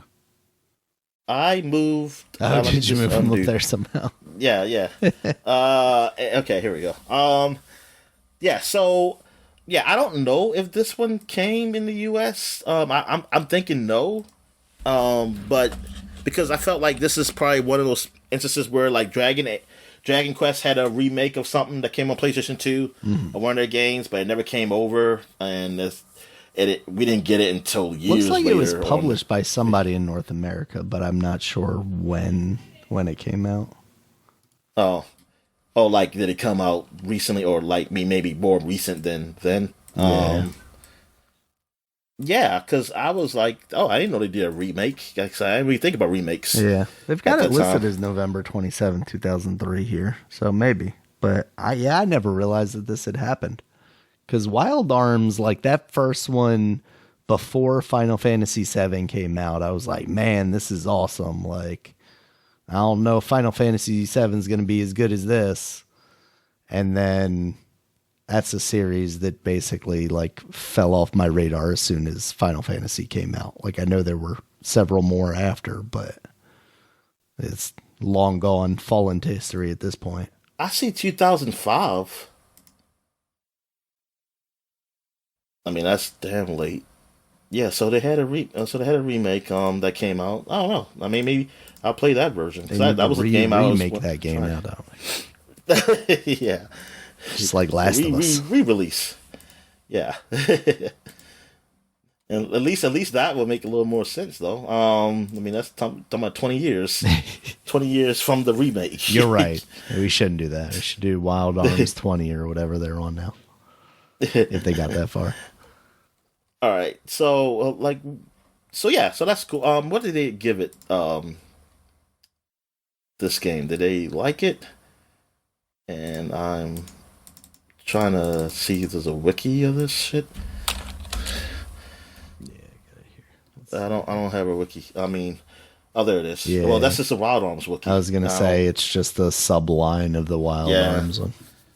Yeah, I don't know. I don't know how they give this. Was this a Metacritic here? Okay, they got it.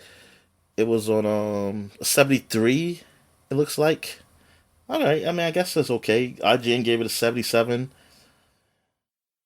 He says it's a little linear, a little easy, and a little unattractive. Yeah, I'm not really finding these people sexy. Daniel. The characters still have a lot of personality. A solid remake of a classic game, PSX Extreme said.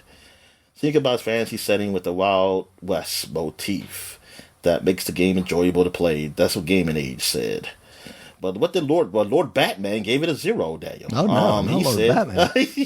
He said boring and uninspired gameplay combined with the most dull and cliche story characters.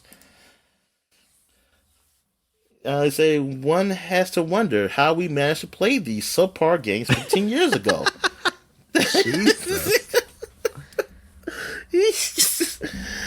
Oh my goodness, he did this review 5 years ago, and yo, I mean, of course they were the cliche. I mean, it wasn't really much to go against, you know. Yeah. I mean, cliche was almost just shay, right? I mean, it was just normal.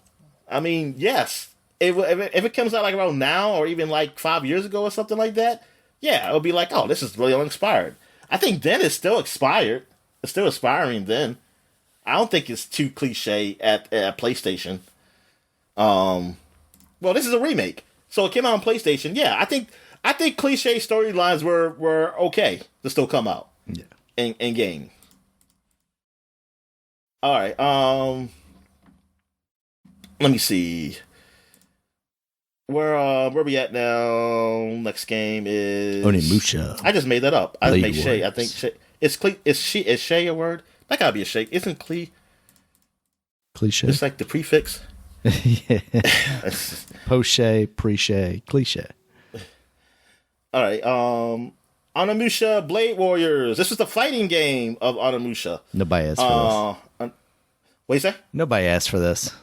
Give us a real Onimusha. Did. And that's why I think it didn't get reviewed very well either. Yeah.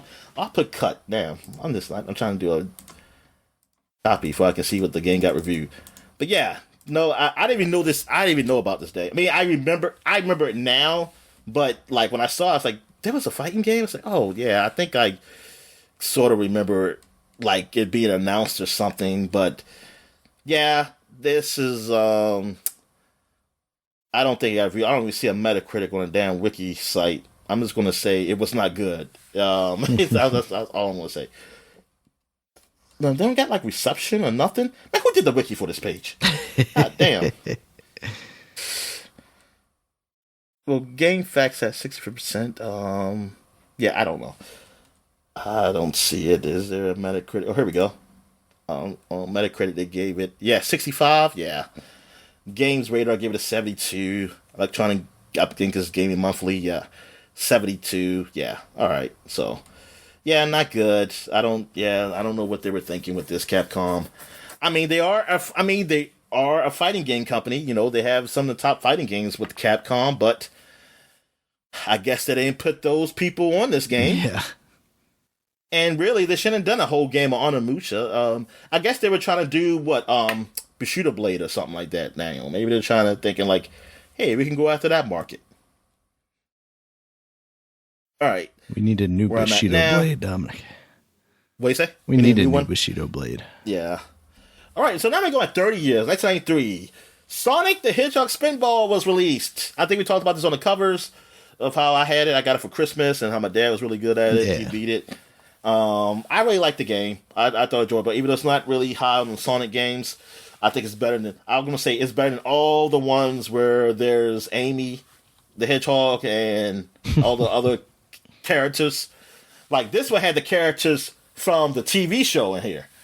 From the Sonic the Hedgehog with that bunny with the robot legs and Fox Girl. Those are my characters there. Yeah. Those are my side characters. They should have been the ones in these new games, not these female hedgehog and stuff like that. Wearing a dress. What the hell is this? Should have been like a naked fox with boots on. Like, that's what it should have been. All right, what else we got here? We got Sonic the Hedgehog Chaos on the Game Gear. Yes, I really like this game.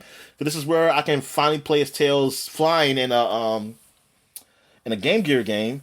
And also, I didn't have Sonic 3, so this was like the only game I had where Tails could fly. So I really love that. And yeah, the game was fun. I really liked it. And I'm trying to think, was this the one you were going after? No, that was Triple Trouble. I forgot who was the main bad in this one. I mean, of course, Robotnik was in here, but I thought there was a side character. Mm-hmm. I thought there was, but maybe there wasn't. But yeah, I really, that was probably like this is Sonic Chaos. I think I got this the same time I got a Game Gear. I think I got it within the same year. So yeah, I'm sorry, something came on TV. So yeah, this is one of those top Sonic games, like that I played too, like back in the 90s. This was awesome. Also, we got Kirby's Pinball Land. So another pinball game came out, Daniel. They were going against Sonic. Mm-hmm. Kirby's Pinball. I mean, he fits too. You know, he's like he's a big ball, but he's more floaty. But I don't know if this was a good game though. I'm not sure if this was rated any good or anything. Because the one I remember, isn't it Kirby's Dream Course? Is that the other pinball one?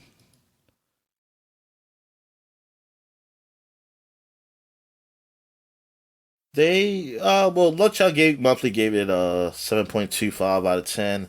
It got 70% on game rankings. So, I mean, it was okay. Perfectly fine. Yeah. Perfectly fine for the Game Boy. I mean, it's 1993. Yeah. This is what. Okay, yeah. This was released in Japan. The Spinball was released in the United States for Sonic. Spinball. So I don't know. Maybe we have mentioned the Japanese launch of that game. Maybe that's what it was. I don't know if it was from the cover or Japanese launch. I don't know. Yeah. Whatever. And the Sonic the Hedgehog Chaos, that was...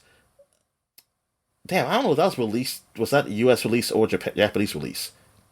I'm just going to say it was a release. It was released. It came out. It existed. Yeah.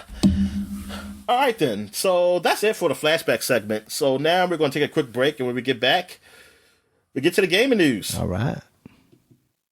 And we're back. So let's get to the gaming news. What we got?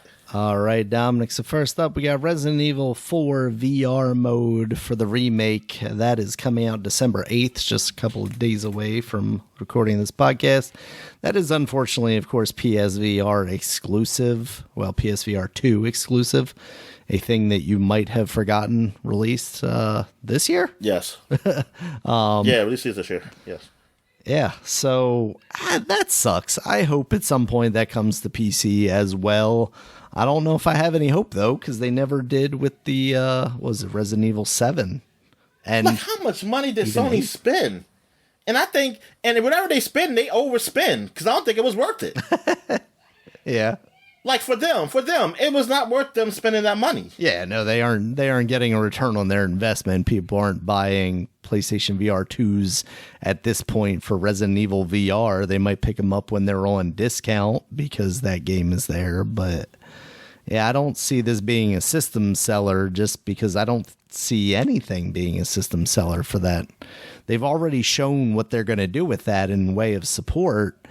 And I don't think it's very good. So if I'm buying a VR headset nowadays, even if I have the desire to play this game, I'd just deal with playing the old Resident Evil 4 in VR on my Oculus 2 or 3 or whatever.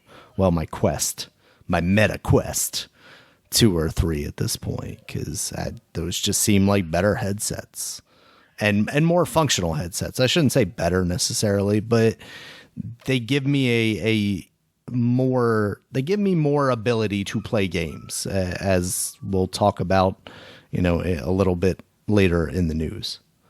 So yeah, I think the PSVR 2 is a failure at this point. Like, is it too strong to say that at this point, Dominic? Yeah, it's too early. Okay. That's like, I don't know. I mean, I don't know how much had to sell to not be a failure. Like, yeah. Yeah.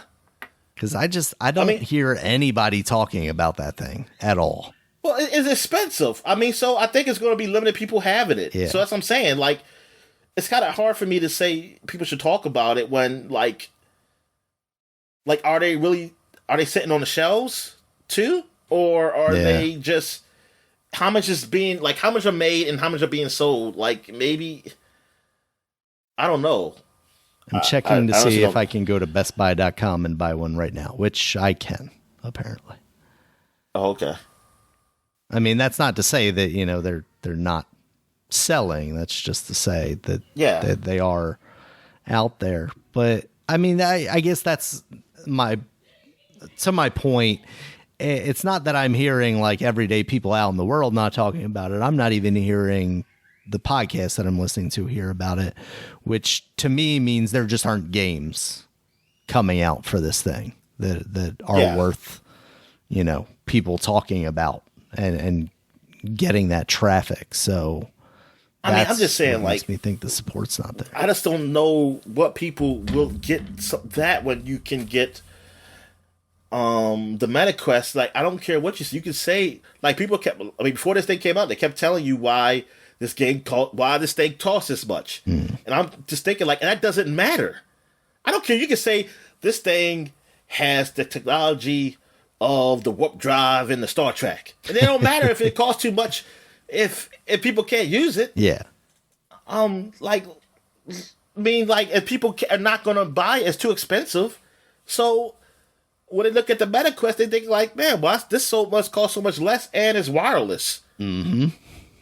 And I don't need to have a connected to another system that costs another my PC. Yeah. Or like I can have it without it. Exactly. I can buy games without it. So you tell me more powerful.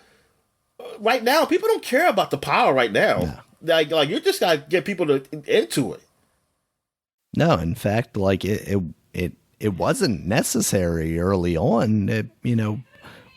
We would see visibly degraded games in VR, but because of the way you're experiencing them, it added a level of quote unquote realism, to them. It could look like crap on a really low resolution screen, but the immersion of it was still there because of what you were able to do. Now, obviously they need to take some sort of step forward to give a reason why this new product should be purchased over something else. But I can't help but wonder if Sony were to give up on the VR, like making their own hardware, could we see at some point, and maybe this doesn't happen with Sony immediately, but could we see Microsoft teaming up with Meta to make their hardware work with the Xbox, in the same way that, I mean, I guess I'll just skip to that story because it makes the most sense logically.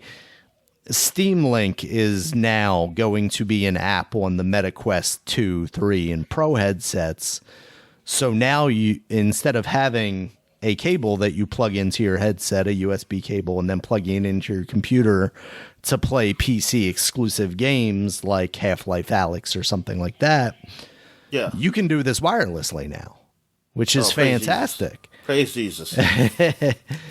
I wouldn't go that far yet, Dominic, because the specs that they're recommending, maybe a little out of line with what you're running.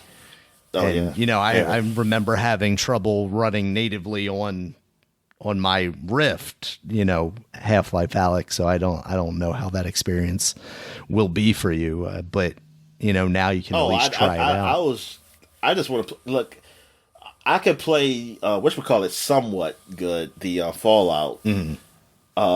But it was like but going through the loops, I wonder if me just not going through the loops I had to go through to do that on the Quest would make it easier, right?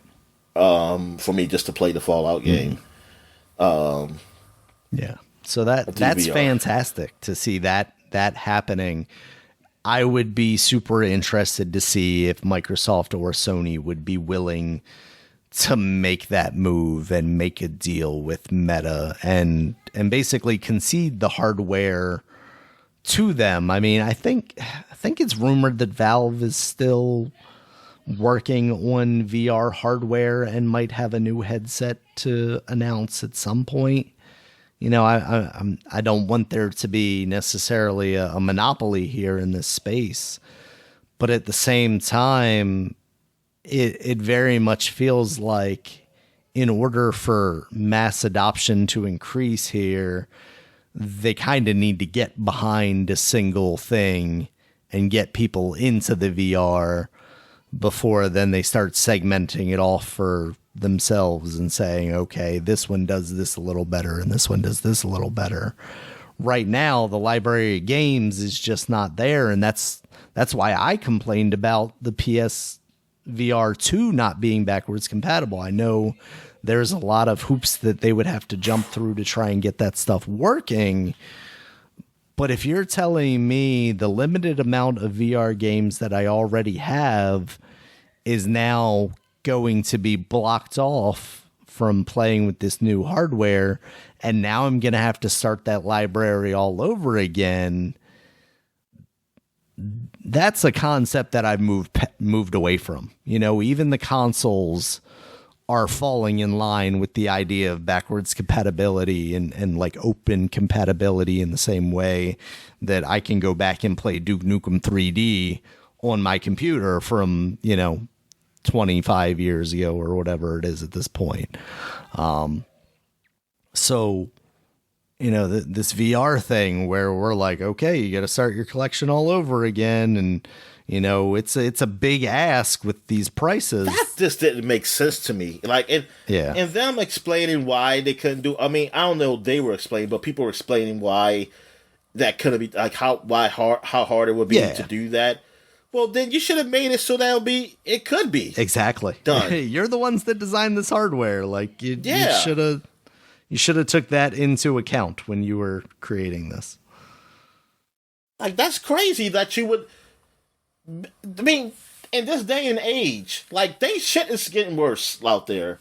And costs, like, with costs and everything, like, you're going to make it so that I will have to buy not only buy a whole new set. That's okay.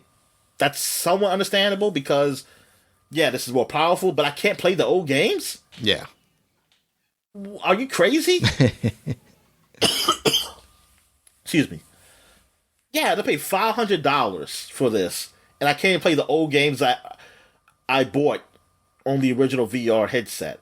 And then if I want to just play that, I have to still have my other system hooked up? Because it has to stay hooked up to it's like, what the fuck? Yeah. Well, you can now. They said you can hook up the old VR headset with the PS5. Yeah, you can run those. You can do that backwards. But but then you still have to put another headset on. Like that's just ridiculous. Like you have to. This is my collection of headsets. Yeah.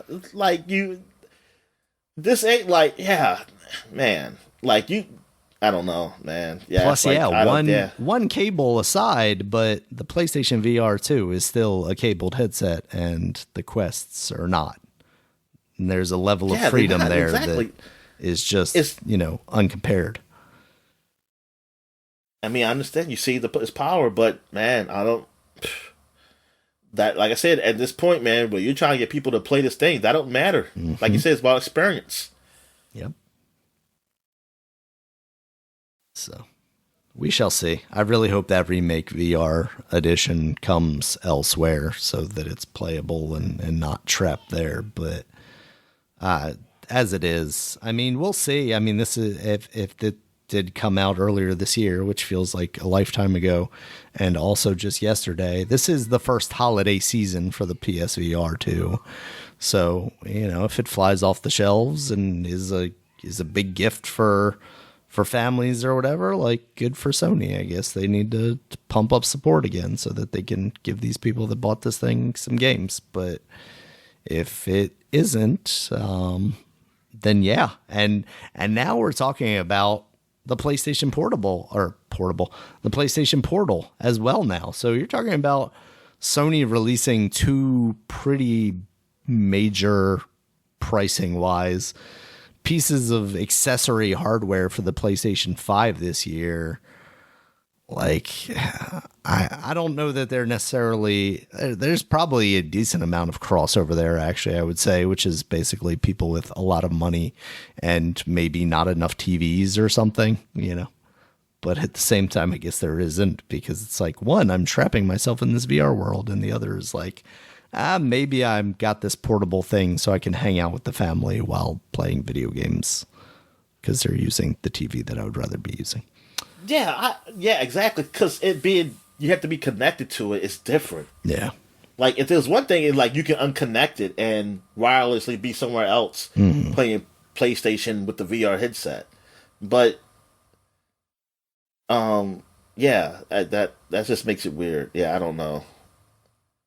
Oh, wait a minute. That's what we're talking about? Because I was looking at football. We're still talking about the VR, right? Yeah. Okay, all right. So, all right, switch up stories here, Dominic. Beyond Good and Evil 2 20th Anniversary Edition. I believe the last podcast we talked about that in the Flashback segment. Yes. So a listing for this has appeared on the Xbox Store, and apparently some people were actually able to play a early build of this via PlayStation Plus before it was even announced. I think as a result of this leak, Ubisoft has since come out and officially announced that this is a thing that's happening. It's running at 60 frames per second, 4K, based on the listing on the Xbox Store. Is this based off the HD version that released years ago? I would imagine like they're using that in some way, shape, or form, but it looks pretty good. There's some screenshots that are floating around now that were pulled from the Xbox Store. It looks like one of those games if you were running it on the PC. Like all those YouTube videos that you always see whenever you look up an old game of something, and it's like running in an emulator with a 4K texture pack and stuff like that. It looks like that. If this were to appear like on a Game Pass or something, I would absolutely give it a shot, just to see how that game kind of holds up. It was always a game that I thought I would really be into, but then when I played it, I didn't really grab me in the same way that I would have thought. So I would like to see in this day and age if it just feels old and clunky with a new coat of paint, or if it maybe my matured taste, would be more willing to give it a shot. So, what do you think, Dominic? You were huge on this game back in the day. Would this be something you would want to revisit? Or yeah, are there it just would too be. many God games? damn, the man was wide fucking open, you piece of shit. God damn it. Oh, I'm sorry. Watch this game. I probably shouldn't have that on. All right. I would like to come back to this. game. I tried to come back, I think, with the HD collection, but other games were out. Maybe I might can fit this in now, because I do want to. Because I mean, there's never going to be a part 2. It's never going to happen, at least in my lifetime. Yeah. Yeah, I don't think this, or at least it's not going to be what I want. Like actually a sequel with Jade. Yeah. That's actually just a sequel to the freaking ending of this game, and not something where they were talking about some prequel shit. Yeah. Like what the? I don't even know what the hell. That didn't even. Now I'm thinking back. It's like that don't even make sense. It's like you left a cliffhanger ending, but then you talk about part 2 is going to be a prequel. I'm like, no, I don't know. Listen, because now listen, how long it took you to get to even part 2. So I don't know there's going to be a part 3 where you have an actual true sequel. I need you just to fix this story before you want to do some other shit. Like end this story, like end like because I don't think you're ever going to make a game again. Yeah. I don't know how that Jordan Gore-Levitt stuff is doing with that part 2. I think that partnership is fully dead, Dominic. At least I would hope so. Cassell, Marcel Ancel, well, Michael Ancel, I'd say. Michael Ansel. Michael Ansel, yes. It's like he's not there no more, right? He's long gone. So he's like running a zoo or something. Yeah, man. I mean, this is nice. It's nice that they did that. I honestly would rather have them do something like this than a whole full-on remake, because I'm like, nah, I want a sequel. So either a sequel or nothing. I mean, well, plus we see how it turned out for Prince of Persia. So yeah.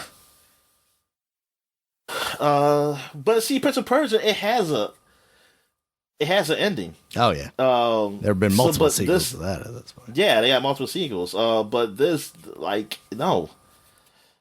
All right, so I mean, this one did have an ending, but it had a little cliffhanger, that something could happen, more can happen. All right, so what else we got, man? All right, next up, Dominic, the Grand Theft Auto trilogy is coming to mobile via Netflix Games on December 14th. There we go.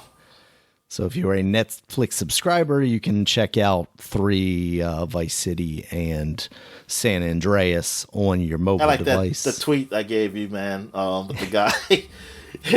Yeah, I'm showing like tapping his feet on the controller. Well, Rex. It was using Rex from Toy Story feet on the controller, saying like him. This is him like tipping the strippers. Yeah. in the game. Exactly. Oh man.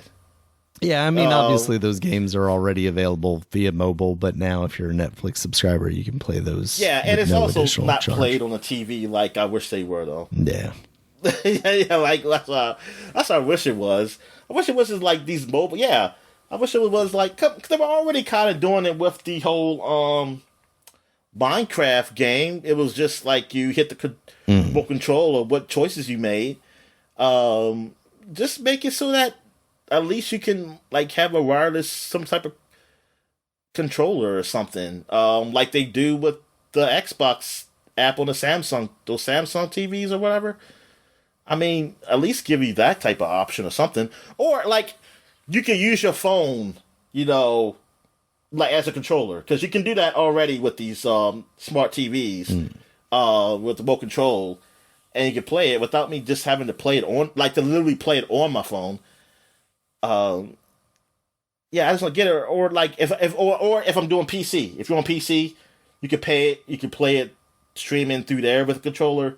Like to do with the Xbox, you know, Game Pass or with Stadia or what is it called, Luna? But yeah, it's yes, Luna. And so, but yeah, I don't know, like this. I mean, yeah, you have the option, but I wish they had to give you the other option too. I just don't like I just don't like playing those type of games on my phone. Yep. Yeah, I remember buying Vice City for my phone at some point. I think I played like the first mission, and then I was like, yeah, I'm not gonna do this. So I might, like, you know, download it just to try it. But I've still got Valiant Arts 2 or whatever they called the sequel that was a Netflix exclusive thing downloaded to my phone, and I haven't launched that a single time. It's been on my phone for like 6+ months. So we'll see. All Other Grand Theft Auto news, Dominic. Grand Theft Auto 6. There is a trailer. There's an official date and time now. December 5th, 9 a.m. Eastern time. We're getting a trailer. You think we get a release date at the same time? What day is that? What day is that? What day is that? That's Tuesday. Yep. That's this Tuesday. Okay. Yep. I will be ready. I will try to get up for that. 9 a.m. Eastern time? Oh, Eastern time, yep. Good. Oh, they fumbled the ball. What are you doing? They must know I betted on them. They must know I betted on them. God damn it. Jesus Christ. All right. So where I'm at here. Grand Theft Auto. Yes, Grand Theft Auto. Yes, I'm really looking forward to this. I want to see this game. You're playing as I mean, it seemed like it's Florida people. It's like some Floridians or something like that. You know, some trailer trash, maybe something like that. There, swamp people, one or the other. They're from the same ilk. But it's like I don't know. But no, yeah, I'm excited for this. I finally play a new Grand Theft Auto game. Find a new story. Yeah. I'm curious what they would do with the multiplayer. Oh my God, the quarterback is still on his feet. He's still on his feet. Oh my goodness. God, he's getting a touchdown. He ran all the way for a touchdown. Oh my fucking God. Can I cash out now? They probably won't let me cash out now. Nope. They probably say, "Yep, they'll give us a money." release date here, Dominic, for this game, or is this way too early? And I think they give you a release year. Okay. I think we get a release year. So 2024. Got it. It's got to be next year, right? I hope it is, man. Holiday at the latest. If it says 2025, man, I mean, I'll be happy y'all get to nobody's play it. Making it that far, so like, yeah, whatever. Yeah. I mean, hope somebody gets to play it. All right, and then real quick, Dominic, we got some breaking news here. Lego Fortnite has been announced. According to their website, Lego Fortnite is the first digital play experience from the long-term partnership between Lego Group and Epic, and will be available December 7th, 2023. So I'm confused. So is this like another game, or is it just going to make Fortnite into Lego form? Or whatever? It sounds like it's kind of its own thing completely. So it is going to be like an offshoot. Because they are also doing Rocket Racing, which Rocket Racing is a supersonic arcade racer where players drift, fly, and boost with friends through an ever-growing selection of tracks. Rocket Racing is developed by Psyonix, the visionary team behind Rocket League. That's coming out December 8th. And then Fortnite Festival is a new music game where players can play in a band with friends or perform solo on stage with hit music from their favorite artists, built by Harmonix, the studio behind the iconic music game. So Rock what they Band. do, just what's the And that's coming out December 9th. Like, hey, what's the button you mash, like the dance and stuff in the game? What's that called? Oh, like taunt?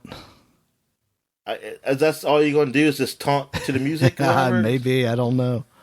I mean, it sounds like this is its own experience as well. So Epic is releasing 3 effectively new games over 3 days, beginning December 7th. So, yeah. And then there's going to be some Epic layoffs. There already were.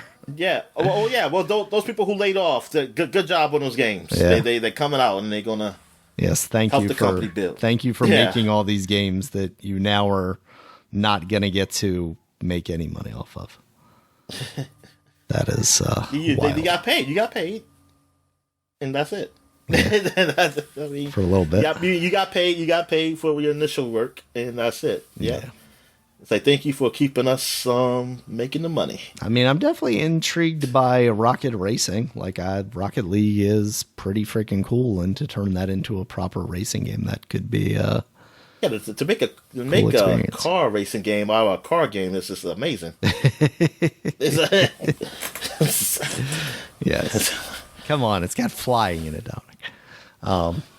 Yeah. So that is our breaking news. I did not see anything else. There are trailers out there for season 2 of Halo, actually. I just saw that there's a trailer for that now as well, because you had mentioned that earlier. There's also a trailer out there for the Fallout TV series coming from Amazon. I forgot about that. I just saw like little snippets of it. I didn't really see a full Walter trailer. Goggins is apparently in that. He's playing a ghoul, so checks out. I thought it looked like him. Yeah. But I was just thinking that he just looks like a ghoul. He kind of does. just that he has a nose. Exactly. And now he just got to take the nose away. He's like, oh, look. Poor Walter Goggins. So, yeah, that is, we'll probably talk about that next week. Along with Game Awards stuff, of course, that's happening before the next podcast. So we will have the Keeley's review next week. Till then, we got new releases here, Dominic. As you mentioned, Rollerdrome is now out on the Xbox. You also have Turok 3, Shadow of Oblivion. The remaster of that is now out on PC, Switch, PS4, PS5, Xbox One, Xbox Series. Turok, honestly, I think after 2 and Brood Wars, did Brood Wars come out before 3? No, I mean, before 3, I think it did. I remember that as a sequel to 2. Yeah, after 2. I feel like that was the last one that I remembered as a thing. Because the first 2 games were N64 exclusive, right? And then they started branching out. Yeah, so once it wasn't a Nintendo exclusive anymore, I didn't care because I didn't have one of those consoles, and I hated people that had them. They were taking my games away from me, Dominic. All right, next up, we got Batman, the Arkham Trilogy. That's now out on the Nintendo Switch. And as we had mentioned at one point, there is a Robert Pattinson, the Batman skin in that game. Yeah.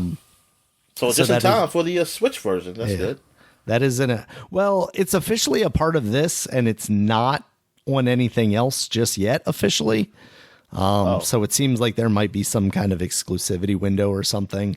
But when that first had leaked, I think that was part of the Epic version. So I'm sure it will come to those things, which is good because it sounds like this version of Arkham, or this version of these games, is not particularly good. Man, it's messed up they don't put the origin in here. Yeah. Exactly. They didn't want to do the work of up-resing that or down-resing, I guess, in the case of the Nintendo Switch. Oh, that's crazy. Yeah. We also have Dragon Quest Monsters. Oh my God, you're doing an interception. God fucking damn it. Yeah, they know Jesus, this is the first half. Jeez. Yeah. All right, that's out on the Nintendo Switch. Dragon Quest Monsters. That seems kind of like the offshoot thing. It seems all right. I haven't seen reviews of it. And then you have Steam World Build, which is out on PC, Nintendo Switch, PS4, PS5, Xbox One, Xbox Series. And that is basically a city builder, but, from the Steam World team. So I wonder how that is reviewing, actually. Let's see if anyone's actually doing reviews. And I was being safe, too. Oh, my God. Yeah. I should have been even more safer. I should have just picked the other fucking team. That's one way of going about it, yes. Let's see. GameSpot. Oh, my God. That's tutorial. You fucking shitting me. Yeah. Do we actually have reviews here, people, or is it because of the holiday nobody's reviewing games right now? It feels like we're already in the midst of people working on Game of the Year review or Game of the Year lists and stuff like that. So most game sites aren't even posting a lot of news. I mean, Game Informer's been terrible about that anyway, but yeah. And even some of the reviews are even being a little late or something. Yep. Some of these games. I mean, they already know who's going to win. Do we? Sorry. No, I mean, they know who's going to be the top games. Yeah. They know it's going to be Baldur's Gate or they pick between Baldur's Gate, Zelda, and Spider-Man. Though Spider-Man I feel like don't deserve to be up there. No, I don't think Spider-Man's going to be up there on these sites. It should have been. It's the same fucking game. But just flip your coin. All right, Dominic. So those are the new releases. So you got anything else for the people? Yeah, man, watch out for those Xbox tax out there.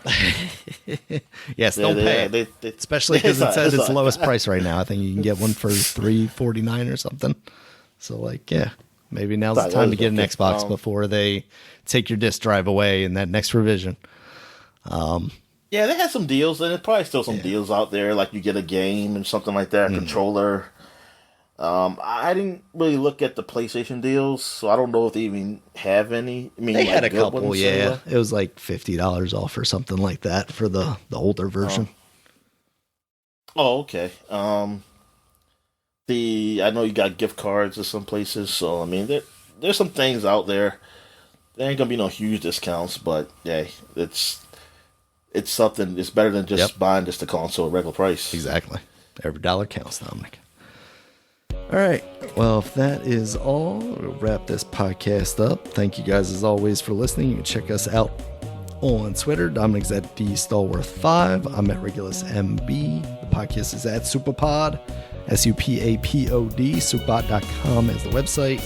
You can check us out there. It has links to all the places you can find us, including YouTube, where there's a video version of this podcast, as well as iTunes, Stitcher, Google Podcasts, Spotify, all those types of places. And until next time, guys, talk to you later. All right, see you.